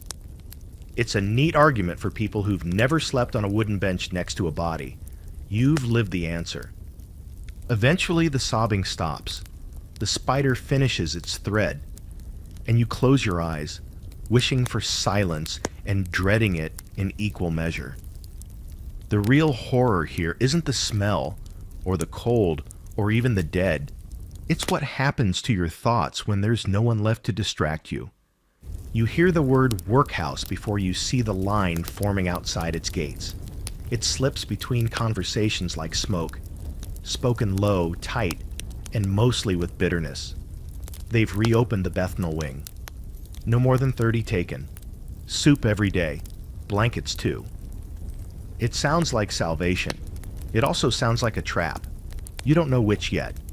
but you're desperate enough now that the difference doesn't matter. That morning, you drag yourself out of the doss house earlier than usual, ribs sore, mouth dry, the air sharp as splinters in your lungs. You follow the direction of the talk, drifting alongside others who wear the same look, part hunger, part disbelief, part refusal to hope. You pass alleys you used to sleep in, storefronts with broken glass, the soot-stained church with its bell long fallen silent. Everything is gray, the sky, the pavement, your hands. And then you see it. The line. It snakes along the stone wall outside the Bethnal Green workhouse, coiled with men and women hunched like crows. Some have bundles, most don't. A child cries near the front. His mother shushes him without even turning her head. No one speaks. No one dares. You get in line. The cold presses in, squeezing your joints until they creak when you shift your weight. Every breath feels thinner, like you're only getting the leftovers from the man in front of you. The line moves slow, one step every few minutes. You wait over an hour before you even see the iron gates up close. 2 guards stand by them, not police, but close enough. Thick coats, boots polished, batons at their hips. Their expressions are somewhere between bored and disgusted. "Name," one of them barks when you reach the front. You give yours or something like it. You've forgotten which name is real. They don't care. "Any known illness?" You hesitate. He narrows his eyes. "You got the cough?" You nod once. He jerks his head. "Infirmary wing, back entrance. Next." You're shunted aside while others shuffle in. You don't even get to go through the front gate. A boy leads you around the back, past the coal pile and the privy pits, to a side door that looks like it hasn't opened in weeks. It squeals on its hinges like a creature in pain. Inside, the warmth hits you like a blow. Thick, stale, but real.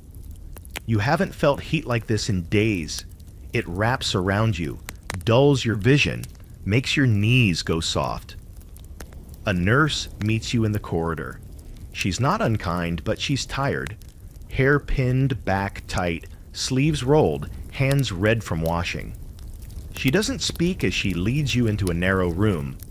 8 beds, all full. Most of the men in them are coughing. One is wheezing so hard it sounds like a pump struggling for water. Another just stares at the ceiling, mouth open, unmoving. You get the 9th bed. It's not much, just a cot, stained and sagging, but it's yours. You sit down, unsure if you're allowed. No one stops you. The nurse drops a folded blanket onto your lap. You unfold it slowly, fingers shaking, and wrap it around your shoulders. The weight of it nearly breaks you. You haven't held anything warm in weeks. You don't cry. You don't dare. But your throat tightens in a way that isn't the cough. Here's your historical fact for today's miserable miracle. Workhouses were meant as deterrents, not sanctuaries. Designed to be worse than the streets, they offered food and shelter only at the price of freedom and dignity. Families were separated. Men, women, and children lived in separate wings, often never seeing each other again. Those deemed able-bodied were put to work. Stone breaking, oakum picking, coffin making. The sick were usually left to the infirmary until they either recovered or didn't. The nurse gives you a spoon of something hot. Tastes like oats boiled in tin. You eat it in 3 bites and feel it spread down your chest like a drop of sunlight. You fall asleep without meaning to, head against the wall, blanket clutched like a child's toy. You wake in the dark. Someone is crying. Not loud, not performative, just slow, steady weeping from the cot across from yours. You look over. It's an old man with no teeth. His hands are folded like he's praying, but you don't think he believes in anything anymore. You don't either. Later you hear the nurses whispering. If he doesn't wake by morning, we'll shift the others. Use his bed for the new ones. How long can the infirmary hold 12? It's not cruel. It's just math. The next morning, the man is gone. So is his blanket. You're given a basin of water and a rag. No soap. You wash your face, hands, neck. The water is cold, but it bites less than the wind outside. You glance at yourself in the broken mirror above the washstand and nearly recoil. You look like something that crawled out of a burial trench. Eyes sunken, skin waxy, lips cracked. But you're clean. Mostly. It's the first time in weeks you haven't smelled like a mattress left in the rain. And here's your weird fringe fact to mark the moment. Some workhouse inmates would fake illness just to be transferred to the infirmary. Not because it was safe, it wasn't, but because it was quiet, and sometimes you got a blanket. Inmates would eat chalk to feign consumption, cough on purpose, lie perfectly still for days. Death, it seemed, came with more dignity than life. You stay 2 days. The cough eases, barely. The warmth helps. So does the silence. No one here yells. No boots slam. No one tries to take your crust of bread or your spot on the bench. The guards pass through, but they don't speak to you. You're invisible again, but this time, it almost feels peaceful.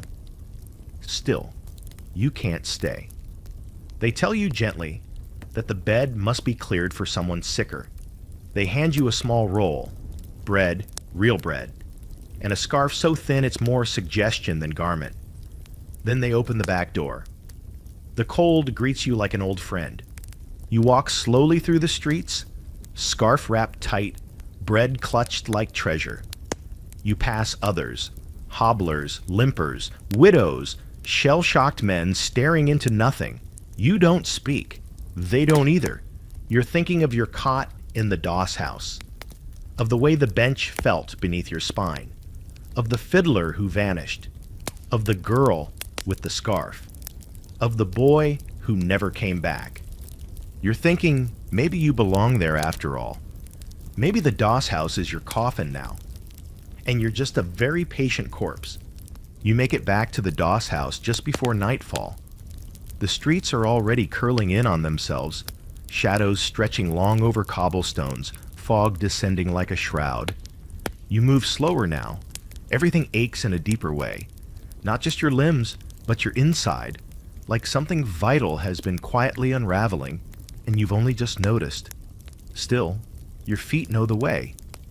They turn without instruction, toward the familiar rot, the scent of unwashed bodies and boiled something.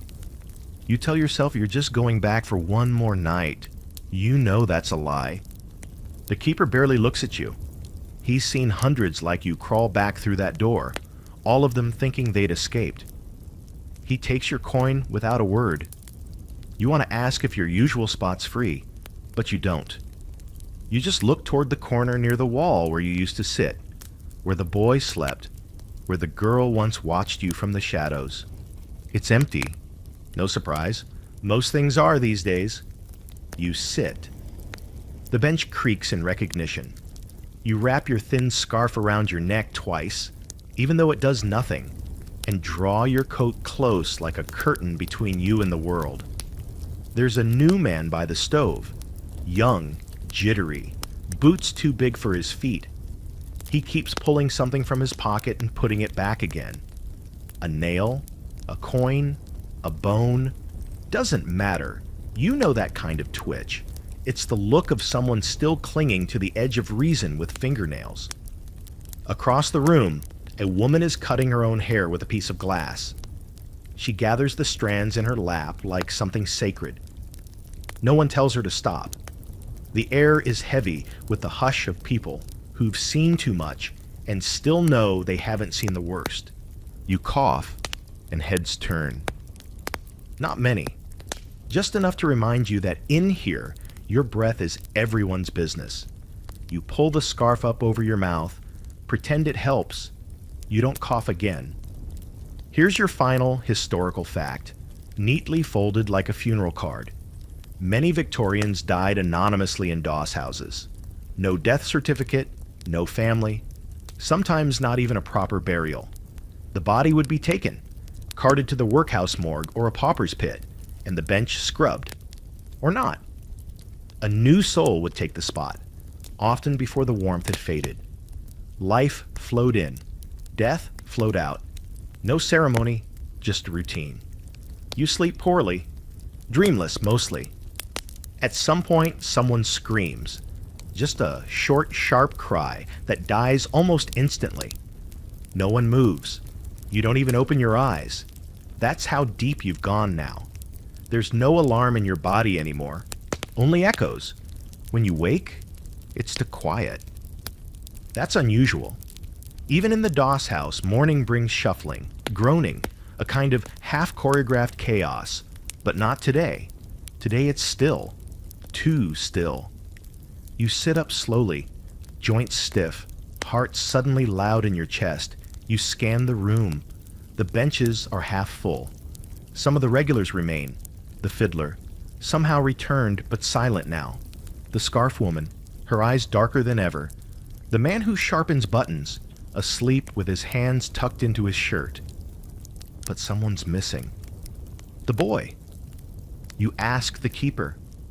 He shrugs. Didn't wake up. You wait for more. You don't get it. No one mourns here. Grief is too expensive. So is hope. They say the body was taken before dawn, wrapped in a curtain and dragged through the back door. Maybe he's in a real grave now. Probably not. You feel something sink inside you. Something deeper than sadness. It's the kind of ache that has no sound, no shape. Just wait. You step outside that afternoon, not because you want to, but because you need to breathe air that hasn't been coughed out of a dozen lungs. The fog is back, but thinner today. The streets are glazed with ice, slippery but glittering in the pale light. You walk slowly, aimlessly, following nothing. You pass a bakery with no bread, a church with no prayers, a school with no children. You end up near the pit. It looks smaller now, though you know it isn't. Your eyes have just changed. You stare at the mound of frozen refuse and think of the girl, the scarf, the others.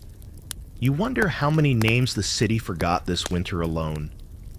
You wonder how long until yours is one of them. Here's your final fringe fact. Something almost too bitter to swallow.